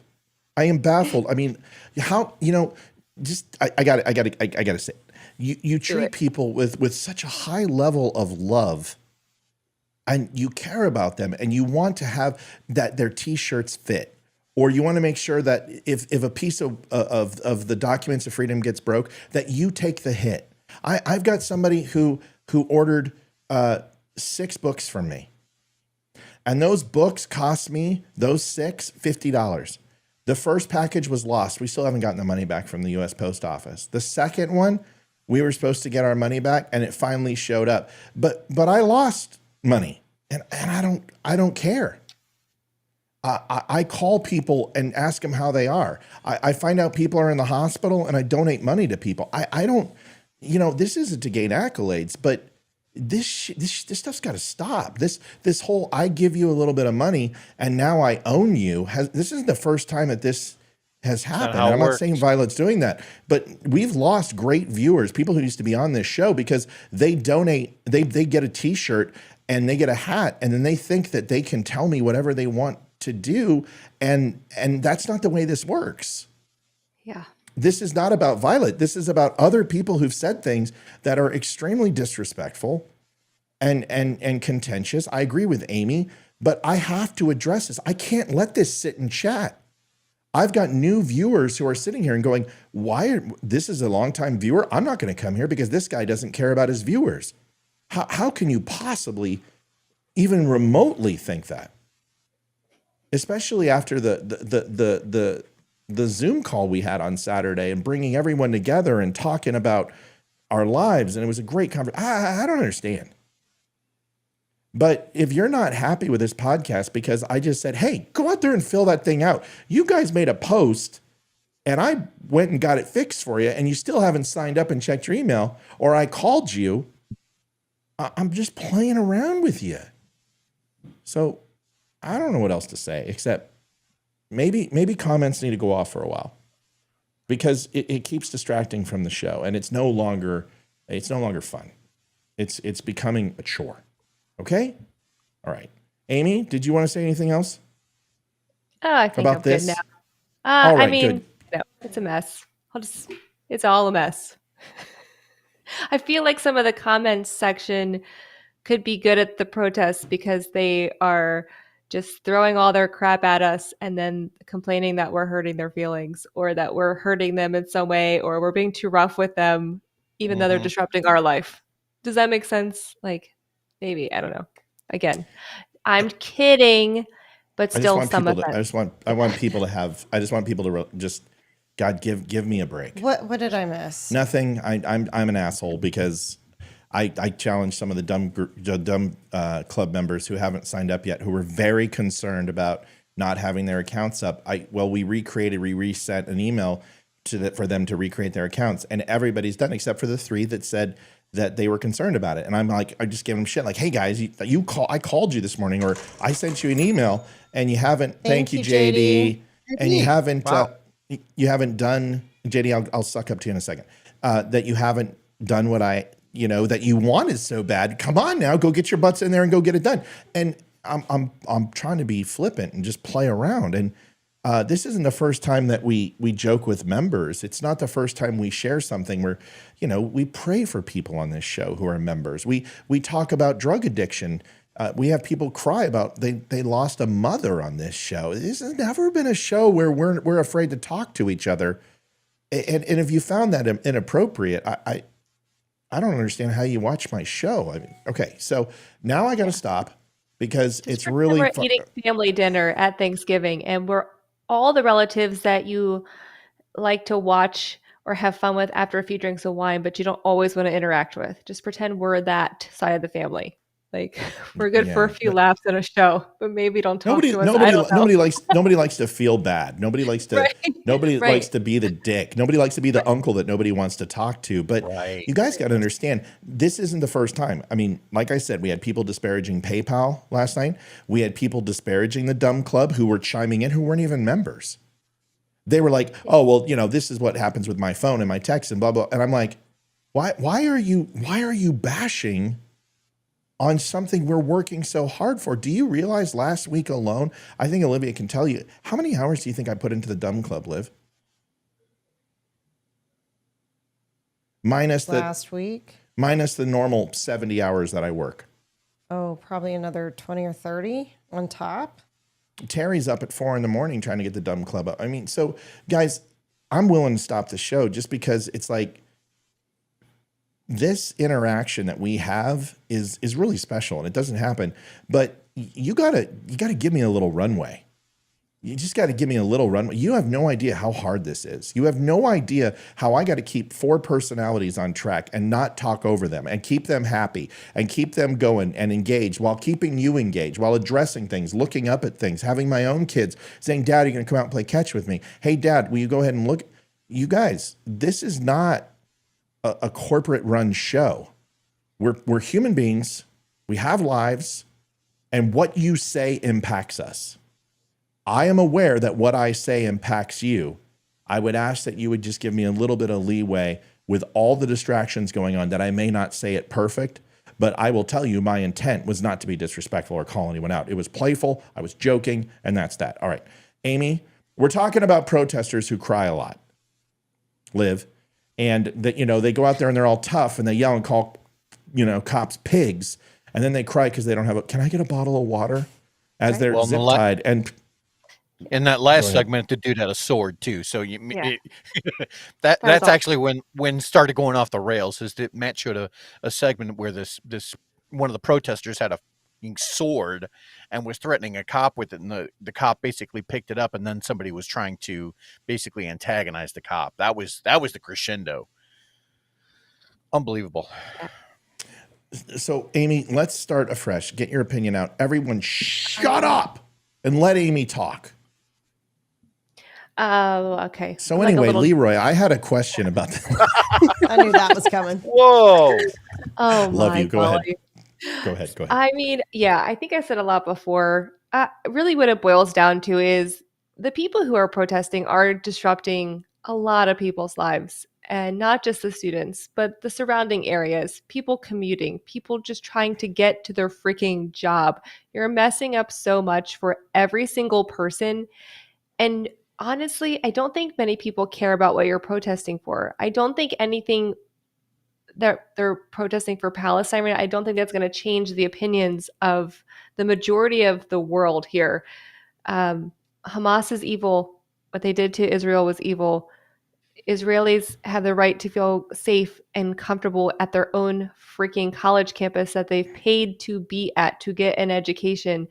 And by the way, I don't know what the percentage is, but they're probably going to be your lawyer to get you out of jail, right? Like, so cut the shit. Be respectful of everybody, and they think they should have to pay somehow. I really do. I think the ones who are being disruptive, who are getting arrested, obviously they're breaking rules or laws. They need to be penalized. They need to stop getting off on a "don't do it again, we'll see you tomorrow." Right. Like, I'm so tired of this bullshit. Honestly, excuse my language. That's what I wanted to say. So how do we protest anymore? When these protesters are being asked, so what are you protesting? Right? Yeah. We're protesting Israel. Okay, what specifically? Right. Palestine. What about Palestine? Right. Well, I'm not sure, but my friend told me to come, and I'm here. And you know what I would love to see is I would just love to see that Palestinians can't talk for themselves. The people in Gaza and West Bank have no food and water. They made some poor choices that have put them in this situation, but it shouldn't cost them their lives. They are indoctrinated under the threat of harm by Hamas. And although they voted for them and although they put them in power, maybe we've made some same mistakes with people in power. who shouldn't have been, who go into countries that they shouldn't be in, like Iraq, and kill hundreds of thousands of people under the guise of things that aren't true. We've made mistakes. So maybe what we could do is have a little bit of empathy. And we're trying to convey that Israel has a very prominent voice. They have a very large footprint in the media. They have global support. And what I'm asking is maybe we could just be a little more open-minded. Wow, what a great response. And I think you change hearts and minds. But when you do this, this is ridiculous. It's absolutely ridiculous. Yeah, agreed. I just see it very one-sided personally from what I've watched. And I will say my personal algorithm on my computer and phone think that I am the most far-leaning leftist flat earth conspiracy theorist out there. Really? because I like to watch a lot of the other side. I like to see what's going on. So my computer and my phone think I get so many like crazy nonsense. I'm like, look at this. It's comical to me. So I see a lot of these things where people are cheering for what I'm seeing. And I'm like, I'm appalled and disgusted by these attitudes and all the people who are pro-Palestine. And I say that in quotes because they are not pro-Palestine. They're really pro a terrorist organization, which I'm pretty sure we shouldn't negotiate with terrorists. Isn't that something? Well, it used to be the way. But did we negotiate with BLM? Yeah. I mean, that's a terrorist organization. Yeah. Are we listening to the demands of these people and saying, listen, none of these people care about Palestine. None of these people care about Arabs. They only fucking care that this cause that they're being prescribed to care about is hating Israel. And the people that they're following is because they hate Israel. And that's, you can hate Israel. That's fine. But you're not going to garner support when you shut down a highway. You're not going to garner support when you throw bags of dog shit at cops. You're not going to garner support when you say death to America, because there's more of us than you. And we don't, all you're doing is playing into the hands of what you say you hate, because you're becoming that. You know, all these videos that you see on Twitter just talking about Israel and the atrocities that they're doing, I have covered the simplest explanation. Please show me another country who has executed a war against another country or faction or territory with the kill to death ratio to civilians to enemy combatants better than Israel versus Hamas. And I will tell you that there isn't one. They take, what's up, Amy? You're laughing. I would like to call out somebody in the comment section and everyone else, because I know you all believe that Amy Stancomb, and I know all of you would agree with her. You all like to say my UFO video was fake or it's a bug. It's not. It's a real UFO. I have it on. I sent it to you guys. Like, it's not a UFO. I mean, it is a UFO. The deer was watching it. Carol said, we're not going to tolerate that bullshit on this show. I'm sorry. I'm not listening to that crap. So Carol Simpson has a really good point. And makes no sense to have an opinion or take a side to something we don't fully understand. There are multiple truths and lies.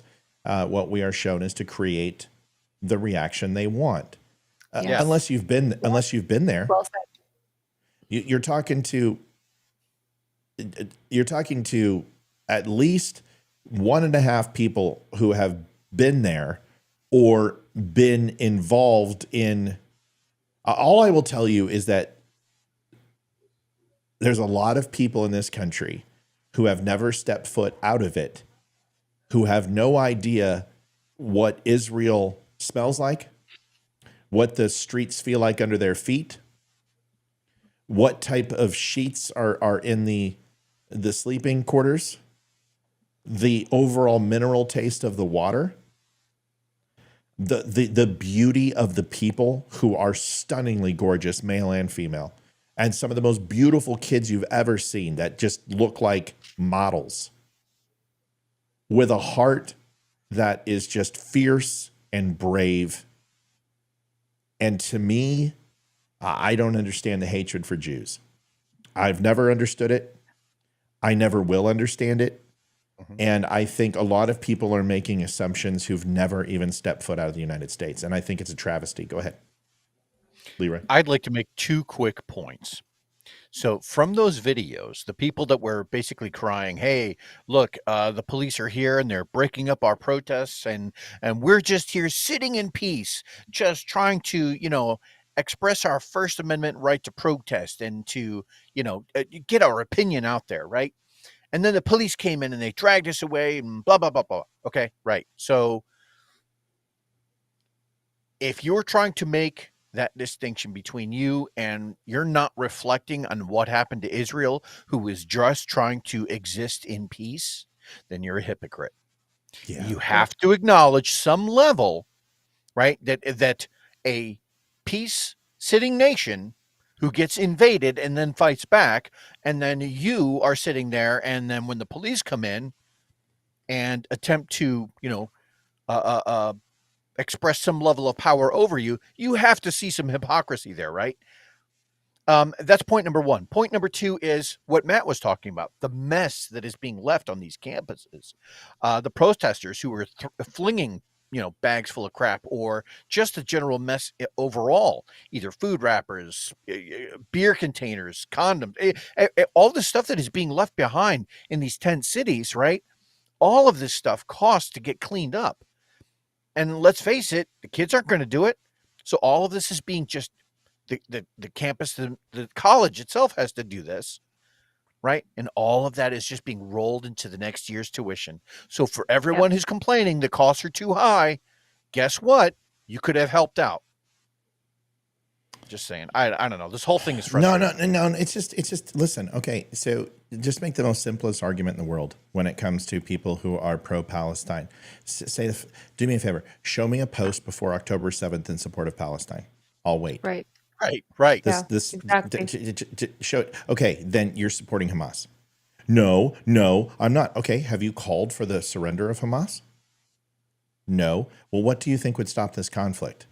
If Hamas lays down arms and shows up and faces the tribunals that they will have to face for war crimes, and some will be put to death, some won't, but that they face Allah. Who gives a shit, right? They're going to go and get their virgins. And then some will be put in prison and some will be released. That's not the way this works. If they surrender, they'll be put to death. Good. They are terrorists. Won't that free the people who aren't? But the truth is this, and you know it, is that Hamas are the Palestinian people. And the Palestinian people, 91% of them believe Israel should be eradicated from the earth. They believe the river to the sea. They believe that Jews are evil. And that is something you cannot see with a questionnaire. You can only see it when the vest clacks off. You cannot understand people's intent and you cannot understand their motives until they have actually done them. So for all of the people out here who are protesting for Palestine, they would absolutely, with no equivocation, if it was Hamas, would kill you in a New York minute. And you can sit here and pretend, but none of you have faced them. None of you have worked against them. None of you have collected intel against them. None of you have developed strike packages against those people. And none of you have sent teams going in to take out some of those targets and have any idea what they're capable of. But I can't show you the pictures. You know what's funny is everyone keeps showing us pictures of dead Palestinian babies. And if I showed that, I would be canceled. I can't show you the Jews that were beheaded, but I have anything you want. You can come into a private Zoom with me and I'll show you.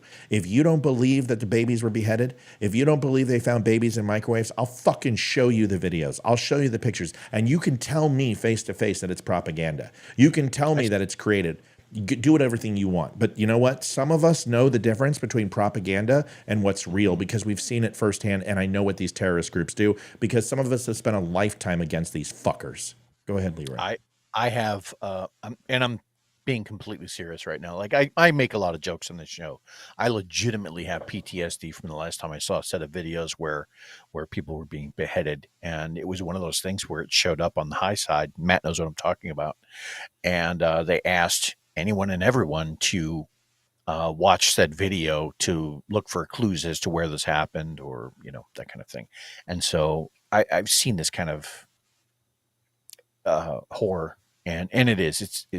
There's it's no easy way to digest this. It will fuck you up, and it's just one of those things you just wish could never happen. So when something like that happens to a group of people, i.e., Israel, you can't claim moral outrage when Israel is just trying to either get their prisoners back or defend themselves. You can't claim that moral outrage. All right, I'm shifting gears. I need to bring the ladies in. All right, I want to make bring one. that down. No, dude. I said the same thing, and you and I listen. We've got nightmares from things that we've seen, and we have nightmares from things we've done, and both of them have very little distinction between each other. Both are equally horrific. One you take personal responsibility for, and the other one you take personal responsibility for because you weren't there to do anything about it. So, this is the problem with people who have a call to serve. It's the problem with people who have who want to run into the burning building. And these people join the military for various reasons and various causes. But the one true thing never changes is that the level of courage and bravery that these people have under the most dire of conditions usually is associated with an extreme fierce loyalty to human life. And that is just the equation. So if you expect military people, that's when people go, oh man, you're 50 years old. Why do you still care about the military? Because there's a difference between serving and swearing your allegiance to something for the rest of your life. And that is the one thing that doesn't differentiate any branch. We all make a commitment for life. Navy, Air Force, Coast Guard, Marines, Army, doesn't matter. We all make the same pledge, and it's forever. It doesn't end with our service. Okay, I'm shifting gears. This is for the ladies. Oh yeah, I got to do one thing. I want to say this with very quickly, 2 minutes max. Violet is someone who I absolutely cared about in this show. I thought she was just smart, was able to put things together, was so supportive of the show, was one of the first Dumb Club members that we got, has always given as much as she can, and it literally took a nanosecond to end that relationship. If you have been on this show for longer than a week, longer than a month, and you don't understand what DUM stands for, it stands for Don't Unfriend Me. But I couldn't make the title Don't Unfriend Me for Stupid Shit That Doesn't Matter. It was too long. That acronym wouldn't work. And that's really what this is about. It's not about let me say whatever I want, and even if you're offended, suck it up, because that's not the case. The case is people are going to make mistakes. This is a moving show. There's hundreds of people, millions of people actually, hundreds of thousands that interact it daily and weekly. And if you expect me to always say the right thing, for you to always agree with what Olivia says or what Leroy says or Amy says, and you always expect that, I promise you'll be disappointed. So do me a favor. Sign out of the show, unlike it, unfollow. If you're a member of a club, just disconnect, because I promise you I'm going to disappoint you.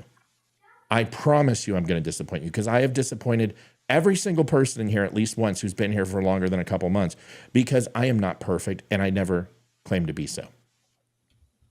But to have someone cancel and walk away without having a conversation when I reached out and called, sent 3 emails, and genuinely addressed your concerns each time over the weekend when my family was waiting for me to go to a baseball game or sit down and watch a hockey game or go to dinner, but I'm still working on trying to solve your problem as Terry and I scramble to write code and get everyone taken care of.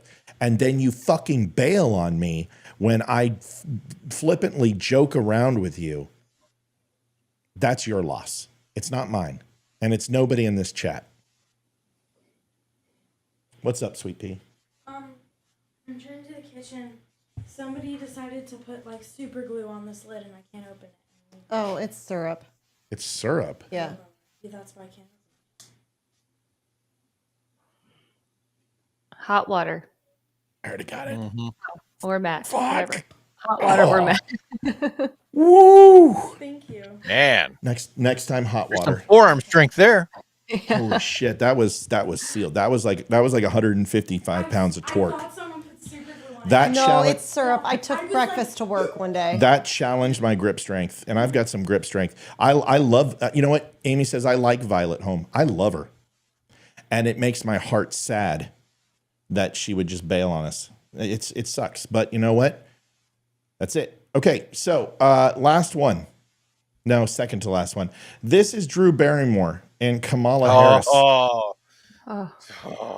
And I know Leroy, but you got to let the ladies do it.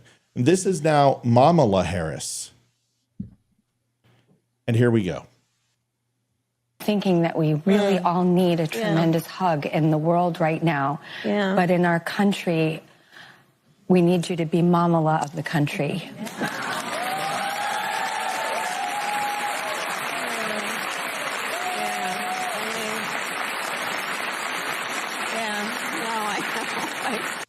I've been thinking. Dude, that lady is so cringe. I mean, I love Drew Barrymore. Olivia, go ahead. You've got. I love Venn diagrams. I really do. I love Venn diagrams. It's just something about those three circles and the analysis about where there is the intersection, right? Yeah, I see people that you agree with me, right? Liv, you are a Drew Barrymore lover. I mean, and we love Santa Clarita Diet. We love The Wedding Singer. 51st Dates is one of my favorite movies. You know, she was great in E.T. What are your thoughts on this? I mean, Drew fucking Barrymore. Like Dylan Mulvaney wasn't enough. Really, she should stick to movies and get off the talk show. Because seriously, her talk show, the few minutes I've seen of it sucks. And this whole, let's see how far my head can go up your ass to all of her guests is really getting old. And the thing that cracked me up is the world needs Kamala Harris. And she's like, I'm like, how do you agree with that? Oh, God. Just one of these days, we're going to turn on to a Drew Barrymore show, and she's basically going to be humping her guest on the couch because she's all over them. That's all she does. It's just like, can she sit to her? I'm like, freaking space. Give me some personal space. Just shoo. My God. Just, stick to movies. At least Drew didn't get on her knees because I don't think Kamala would be able to handle the competition. I had already written all of those points down. You suck. Yeah, well, that's now you know what she feels now, like every time you know you what go. I feel like 99% of the time on this show. When you Leroy. go first, Leroy. Yeah, that's what happens. Amy, what are your thoughts since Leroy has no points left and I'm sure Olivia took all of yours? What do you have? I totally agree with Drew Barrymore. I think Kamala Harris would be great for the country. I mean, who doesn't hate their mother, right? Doesn't everyone hate their mom? I mean, God, Amy, I fucking love you. Oh, you're so funny. You're so funny because you say it with a straight face, and it's like I almost believe you. I was like, what? Oh goodness. No, I think it'd be great. I mean, I would love a hug from Kamala Harris. I think that's what I need to be right in my soul. I think the Five said it best with her laugh. Greg said, it's not that I can't stand her annoying cackle. It's not that, because honestly, it doesn't bother me. You know, it's laughter, and I'm a comedian, and laughter is a good thing. No matter how it is, it's laughing. It's when she chooses to laugh, which is the problem. And it's really true. Like, someone could walk up to her and be like, what's wrong? Like, my mom died and someone ran over my cat. And she'd be like, at least they didn't kill you. And you're just like, what the fuck is wrong with you? Why are you manically laughing? How completely insane? How do you not understand what situation you're in that this doesn't require laughter? So you've got to wonder, is she nuts? Because that's what crazy people do. Is that fair? Crazy people do that. They laugh manically for no reason. And you're just like, What the fuck's wrong with you? Why are you laughing? I don't know. Leroy, did you have anything? DC made a villain based on that very notion. Yeah, Joker. Yeah, I do. I do have something. From the very first moment that I actually saw any credible videos from Kamala, any interview, anything like that, she had posted this really pro-Marxist video and this was when she was still campaigning against Joe Biden. And she had released a video about equity versus equality. And even from this like 3.5 minute video, there was enough pro-Marxist like propaganda bullshit in there that I just had a bad taste in my mouth right out of the gate. But then when you fast forward through all of to Matt's point, the odd timing of all of the cackling when she tries to make something up on the fly to make herself sound like she knows what the hell she's talking about. Like, well, Israel is a country that's next to blah, blah, blah. And she's trying to like dumb it down for America. It's really insulting, not only to Americans, but to her.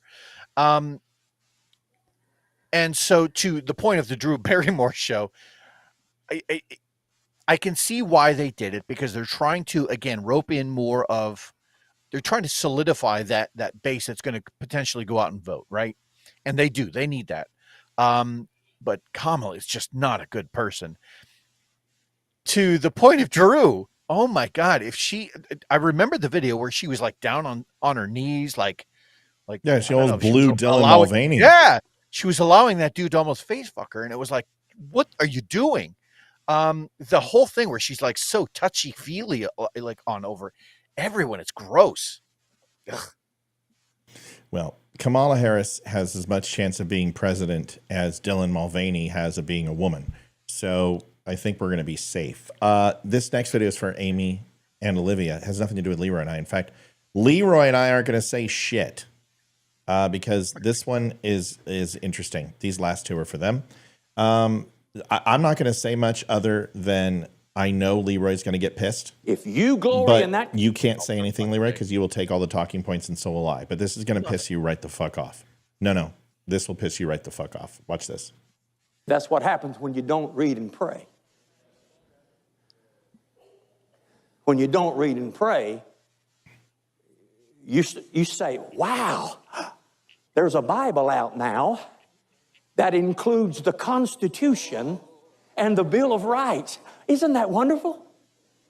No, it's disgusting. It's blasphemous. It's a ploy. Are you kidding me? Some of you are so encouraged by that. Let me tell you something. The gospel is not an American gospel. It is the gospel of the Lord Jesus Christ.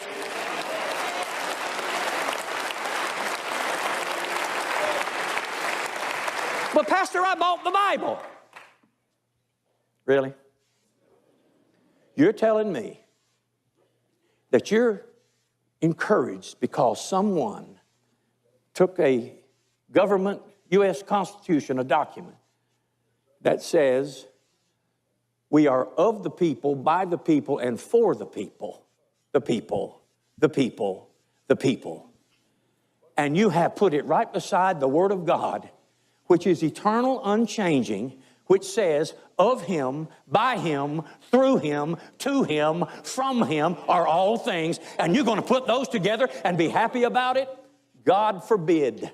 Now, you can get mad if you want to, but I'm going to tell you something. If you glory in that kind of thing, you don't have a prayer life. If you glory in that kind of mess, political mess, you do not know what the Word of God says. Hallelujah. Let me exorcise the demons.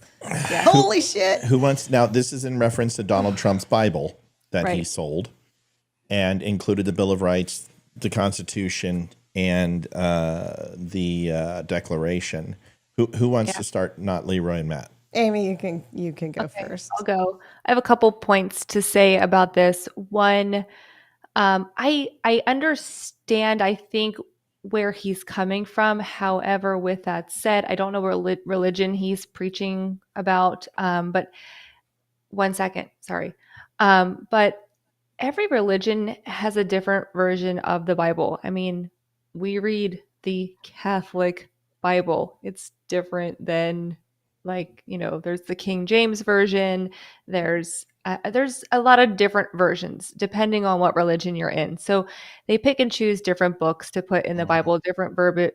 They change the verbiage of certain passages. It's written differently for everybody. Our Constitution was written based on the Bible. So I don't know. I'm not going to purchase Donald Trump's Bible. I think it was obviously everything he sells out of. Like, he's great. He's a great businessman. It doesn't bother me as a religious person. I don't care. I don't own one. I don't have an interest in buying one, but I do want the shoes. So if anybody wants to gift those to me, I'm a 9. I will find you I'm a 9. Amy, you're a 10. You're a 10. Liv? Well, this is how out of the times I am. I didn't even know Donald Trump released a Bible. I had no idea. Yeah, so he did. A clue. He came off the cross and he wrote his own. Apparently. So, sorry, just a little sacrilege, just a joke for the people who think that Donald Trump is the second coming. He did. He a beautiful leather-bound Bible. Then he partnered with the guy who wrote "Proud to Be an American." I can't remember his name. And they sold a Bible, and it had the Constitution, the Bill of Rights, and the Declaration inside of it. And I don't know why that's a problem. I don't either. There's a reason I don't go to church anymore, but that's another topic for another day. So there's a couple things. Is one, you are making a political statement inside a church, which now your tax licensing should be revoked because you're not allowed to do that. So I'll expect when Donald Trump gets back into office to pull his license and his tax exemption status, because you just made a political statement on the national stage and on a pew. He's telling people to not believe in the Constitution and the Bill of Rights. Is that what I'm hearing? I'm going to address that in a second. Yep. And the second thing I would say is you don't seem to have a problem with people donating to your church through the guise of salvation. You're a mega church, which can't possibly take care of every single person in there. Churches are supposed to be a communal area of prayer. It is supposed to be a place for people to congregate, and it's not supposed to be by the thousands. It's supposed to be by the tens. And that way each town and municipality and city can join together in prayer for God, but also to have a mutual relation. Thank you. Bless you again. It's always in twos. To have a mutual relationship that is designed that God can't take care of every single person the same. And that is where your fellow man and woman join together to lift each other up during times that are hard or when they cannot stand on their own. To me, you sound jealous and you sound bitter that your congregation is putting money into something that you disagree with. And to me, I think that is extremely disloyal to the message that you portray, that God would not approve of people understanding things that God attests to, which is the individual rights of all people with love and equality and life, liberty, and the pursuit of happiness is all throughout the Bible, because that's what Christianity is about. And for you to sit here and turn it into a materialistic trope because you're afraid that your congregation may not find you to be the only answer and mouthpiece to God, and I think that bothers the shit out of you. So, sir, if you watch this, come on my show. I would love for you to answer my accusations Something tells me that he's Joel Osteen's best buddy and they have sleepovers on like Friday nights or something and go over their sermons they're going to talk about on Sunday. Yeah. You know, it's and funny. you can buy his videos in the Narthex on your way out. Right. And then he's like, and T-shirts and CDs are available for this sermon right now for $19.95. And if you do that, you not only do you get those books, you get a free communion and a set of steak knives, all emblazoned by the cup of Christ on the blade and all in gold inlay, just like Jesus would use. Leroy, go. Leroy, you've been so patient, and I know you're chomping at the fucking bit to tear him a new one, so go ahead. You're good. My first thing that I would say is, how dare you, sir? You are trying to make the distinction between the Bible that is being sold on his site versus any other Bible that's from the New International Version. If you are trying to dissuade people from reading a Bible, doesn't matter who sells it, then shame on you for doing so, you as a supposed pastor or preacher. To say, nope, don't read that one. Don't read that one. That one's not for you because it's being sold off of this site from this person. How dare you? You are a scumbag.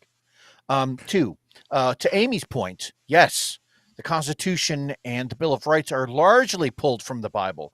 As a matter of fact, as I hold this here beautifully crafted set of books, which are available at the DUM Show, I would point out that this particular, the Bill of Rights, seems to fall really, really well in line with Ephesians 6:12, which reads, "For our struggle is not against flesh and blood, but against the rulers, against the authorities, against the powers of this dark world, against the spiritual forces of evil in the heavenly realms." Now, if you don't see have a witness. If you don't see some correlations between that verse and the Bill of Rights that basically says that, hey, you have the power of speech, of religion, to defend yourself. You have these things that are given to you as rights from God, not from the Constitution. So, again, how dare you, sir? You are a scumbag. Crushed it. And I will say this to wrap it up.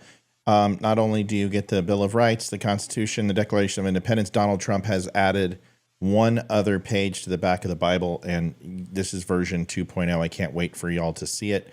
And I think it's going to add just a touch of class to the boy. So I don't know what this preacher's bitching about. I mean, the female form should be adored. So I don't know what he's talking about. Little humor, folks. Maybe I'll go to hell for that one, but I will ask for forgiveness later. Last one, Nancy Pelosi melting down on the media. It's so good. I have to play it because she is a viper. I mean, just a pit viper, and she hates the media. And when I say hate, I mean pure, unadulterated hate. Listen to this, and listen to the part where she goes after Katie Kerr, who I think is timeless pretty, but completely batshit crazy. Here it is. There's nothing in his performance, if that's the word we'll use, what he has done, that would indicate that he cares, prioritizes, or ever valued or did anything to support a democracy. And now on the ballot saying he should have immunity from whatever he might do. I mean, really, I have sympathy and respect for everybody who votes. I'm glad people vote. I know some of them will always reject those of us who may look different to them in leadership or the rest, and that's that. But there are those who have real legitimate concerns about immigration, globalization, innovation, and what does that mean for their job and their family's future? And we have to address those concerns. And Joe Biden is doing that, created 9 million jobs in his term in office. Donald Trump has the worst record of job loss of any president. So we just have to make sure people know. That was a global pandemic. He had the worst record of any president. We've had other concerns in our country. If you want to be an apologist for Donald Trump, that may be your role, but it ain't mine. And he has the worst. That anybody can accuse me of that. But let me just say, as a Speaker of the House, we put forth a $3 trillion bill $3 trillion of investment in communities and the rest, and that stimulates the economy. I just want to ask one more question. Holy shit. Man, her teeth really do shine when she is contradicted. I mean, remember when they were going to do the omnibus bill and they challenged her and said, well, do you really think it's time to spend more money and to extend PPP and all this other stuff? And she's like, listen, if you want to go ahead and be, Donald Trump's errand boy, and she went after Jake Tapper.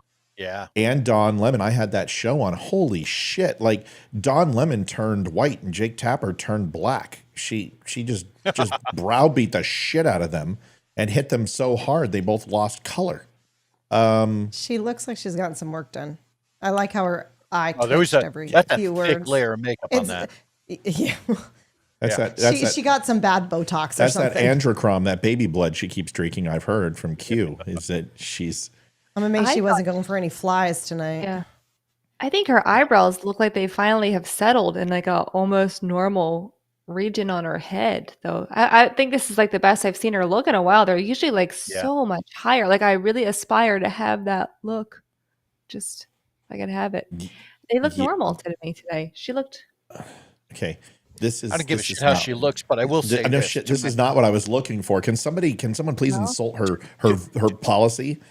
Yeah, to Matt's point, I don't give a how she looks. The point is that she went after that lady with absolute vitriol to basically say, how dare you even suggest that there was any other problem other than Donald Trump at the time, to basically suggest that there wasn't a worldwide pandemic going on. You're basically trying to sidestep it. The fact that she did that just is an absolute eye-opening look into the optics that she's trying to project. That lady is evil. Oh, what a scumbag. And here's the thing that really just kind of takes the cake, just to be honest. If you're going to sit here and espouse that Joe Biden created 9 million jobs, then that means we should have 9 million jobs over what Donald Trump had in January of 2020. correct. Right. And we don't. Yeah, we have recovered most of our jobs from where we were in 2020, but the overall job fulfillment rate and job creation rate has not exceeded January 2020. And I'll tell you why, because most of those jobs have never been replaced and most people have stopped looking for more than 6 months on unemployment. So therefore those jobs don't exist and they're not counted against 2020. So if you want to sit here and pretend that Joe Biden created 9 million jobs, I'm going to simply ask you the question, how? Please describe to me in the most simplest terms that you possibly can what Joe Biden did to create more jobs for the United States. I can tell you what Donald Trump did. He deregulated over 800 pieces of regulation that was throttling small businesses and energy independence. He created the dissolved nature of NAFTA and created the USMCA, which created free trade into Mexico and Canada and actually had a surplus of dollars compared to our overall spend in previous decades. We can talk about how unemployment was the lowest it had been in 60 years for every major demographic. We can talk about earnings. We can talk about GDP growth. There are a lot of things we can talk about of what Donald Trump, and none of those things created jobs because the government doesn't fucking create jobs. The only thing that the government creates is more taxes, and they create a federal burden with creating unnecessary jobs. The middle class creates jobs. The Fortune 500 creates jobs, and that has very little to do. But a president can impact and throttle and dissuade companies with their policy and their economic results from creating jobs. And that most assuredly is what's happened in the United States with some of the decisions that Joe Biden's made and absolutely some of the decisions that Donald Trump made. Because if you think it's all Joe Biden who locked down the country, you're not paying attention. And if you think it was all Donald Trump who did it, you're not paying attention. They both made horrible mistakes during COVID. They both embraced things that were wrong for our country. The difference is that Donald Trump learned from them quickly and pulled back. Joe Biden went full tilt and embraced them for over a year and a fucking half. Big difference between the two. Final thoughts. We're going to go ahead and go with Livia, Amy, Leroy, and then we'll be done. Go ahead, Livy. What do you got, Sweet Pea? Thanks for watching. Short and sweet. Calls me Sweet Pea. I know. Always. Very. I call you pumpkin tits. Always short and sweet. That's well. I don't think pumpkins, but Man boobs. no. Oh my God, that's not nice. He doesn't have man boobs. I do a little You bit. call them pumpkin. Oh, I totally tits, have so them. you I'm know. old. I don't care. I was thinking a half a pumpkin, like a bulking chest.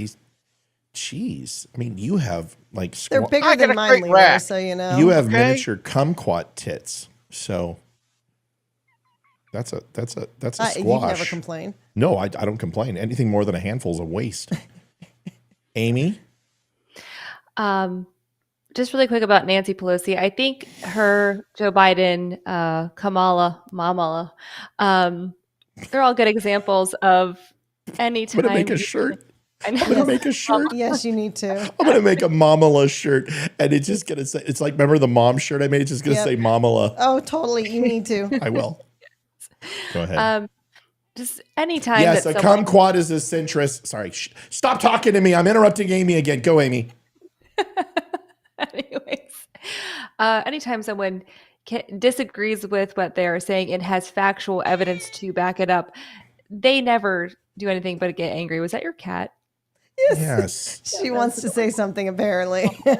And then my final thought is, I meant to ask how Saturday was. I never got to hear about it, or I wanted to know. It was awesome. Are you talking about the baseball game? No, she's talking about the event. Oh, got it. It went really well. We had about, I think we have 14 or 15 members, and about 8 or 9 showed up. And it was a great conversation. And God, we were on for almost 2 hours, and it was over Zoom, and everybody got on camera or whatever. And I thought it was fantastic. I'm excited to do it. I want the DUM Club to grow so we have more people. But what's great is that even if you do the basic DUM Club, the bronze, it's like $10 a month. We have a monthly chat. You get 10% off the site. You get free news without any ads on it, and you get exclusive membership benefits, which is nice. So it's cool. You also get a subscription to, I think, Cost Club, the Spreely Club, which is essentially like Amazon. So, but it was an amazing time. If you have not had a chance, go to costclub.com. We'll have another one in 3.5 weeks. And then we're excited, man. It was really fun. I can't wait to do it again. It went off without a hitch. It was fun. Yeah, everyone says it was fun. Susie, the cat's name is Yenny, for Yennefer from The Witcher. The kids named her. Yeah. So, yeah, it was a great time, Ames. Thanks for asking. Leroy, your final. Well, we covered a lot today. We covered Allan Lichtman's 13 keys to the presidency. We covered everything from the protesters and swords to Drew Barrymore and Kamala. And then we moved right into Nancy Pelosi. And I just wanted to point out that something that Nancy Pelosi had said about jobs creation, to Matt's point, this is in control of the optics. Going back to the first segment where we were talking about Allan Lichtman's 13 keys to the presidency, that falls right in line with key number 5, which was the short-term economic policies and the success of that. And so, again, this is all just an attempt to control that optic. And if they can do that, that's why we need to be more, definitely more proactive in getting our friends out to the polls this year.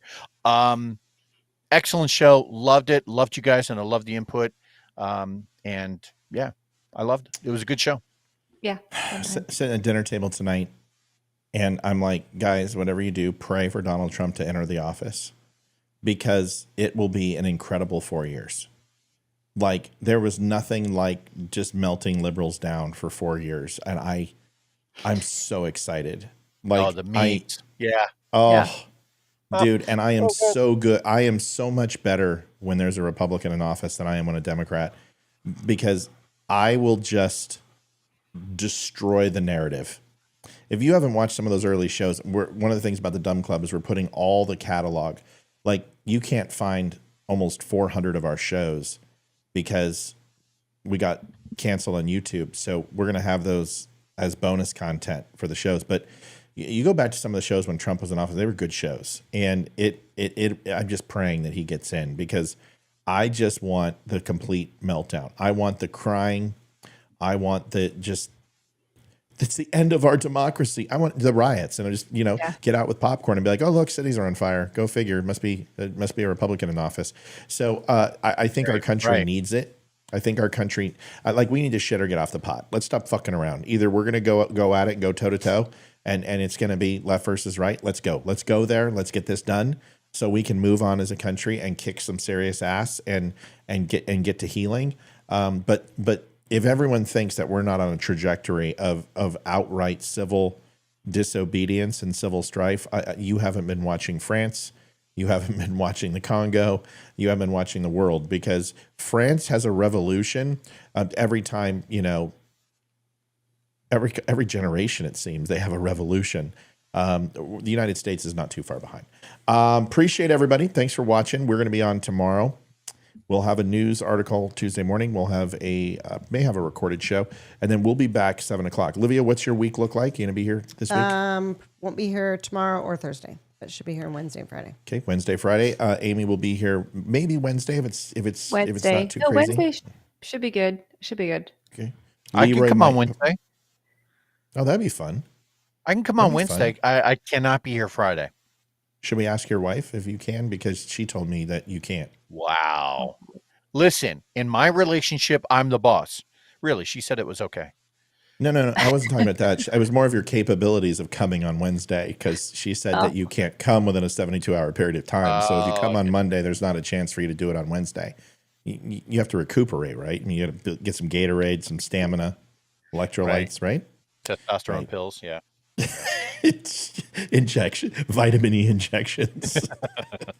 All right, everybody. Thanks for watching the Don't Unfriend Me Show. We lost a viewer tonight, but hopefully we gained some viewers too. It happens from time to time. It's never fun, but it is what it is. Hopefully people will come to their senses and realize that maybe there was a little bit was misconstrued. But either way, we appreciate you. Thanks for watching the Don't Unfriend Me Show. If you have not had a chance, please stop by thedumshow.com. We rely on your help to continue the show, and you can do that by going to linktap.go/thedumbshow or going to thedumshow.com and helping us out. Buy a shirt, buy some coffee, buy a mug, or help donate to the show. We appreciate it. Thanks, everybody. God bless. Leroy, Amy, we love you. Night. See you guys Wednesday. Night, Love you y'all. guys. See ya. Bye. I have to do it. I don't know. It feels right. You should be like Drew Barrymore and be like, just so bye. Just so buy. I just want to buy you. I want to buy. I'm black. That's not what I meant. I meant bi. She's horrible. Good night. Good night, guys. Love y'all. Adjusting transmitter output. This is the Don't Unfriend Me Show with your hosts, Matt, Leroy, Amy, Olivia, and Mike. Geopolitics, military analysis, and election coverage. Coming to you live on the Spreely.tv network and all major social media channels at The DUM Show. Honest, direct, unfiltered. We can agree, we can disagree. Just don't unfriend me.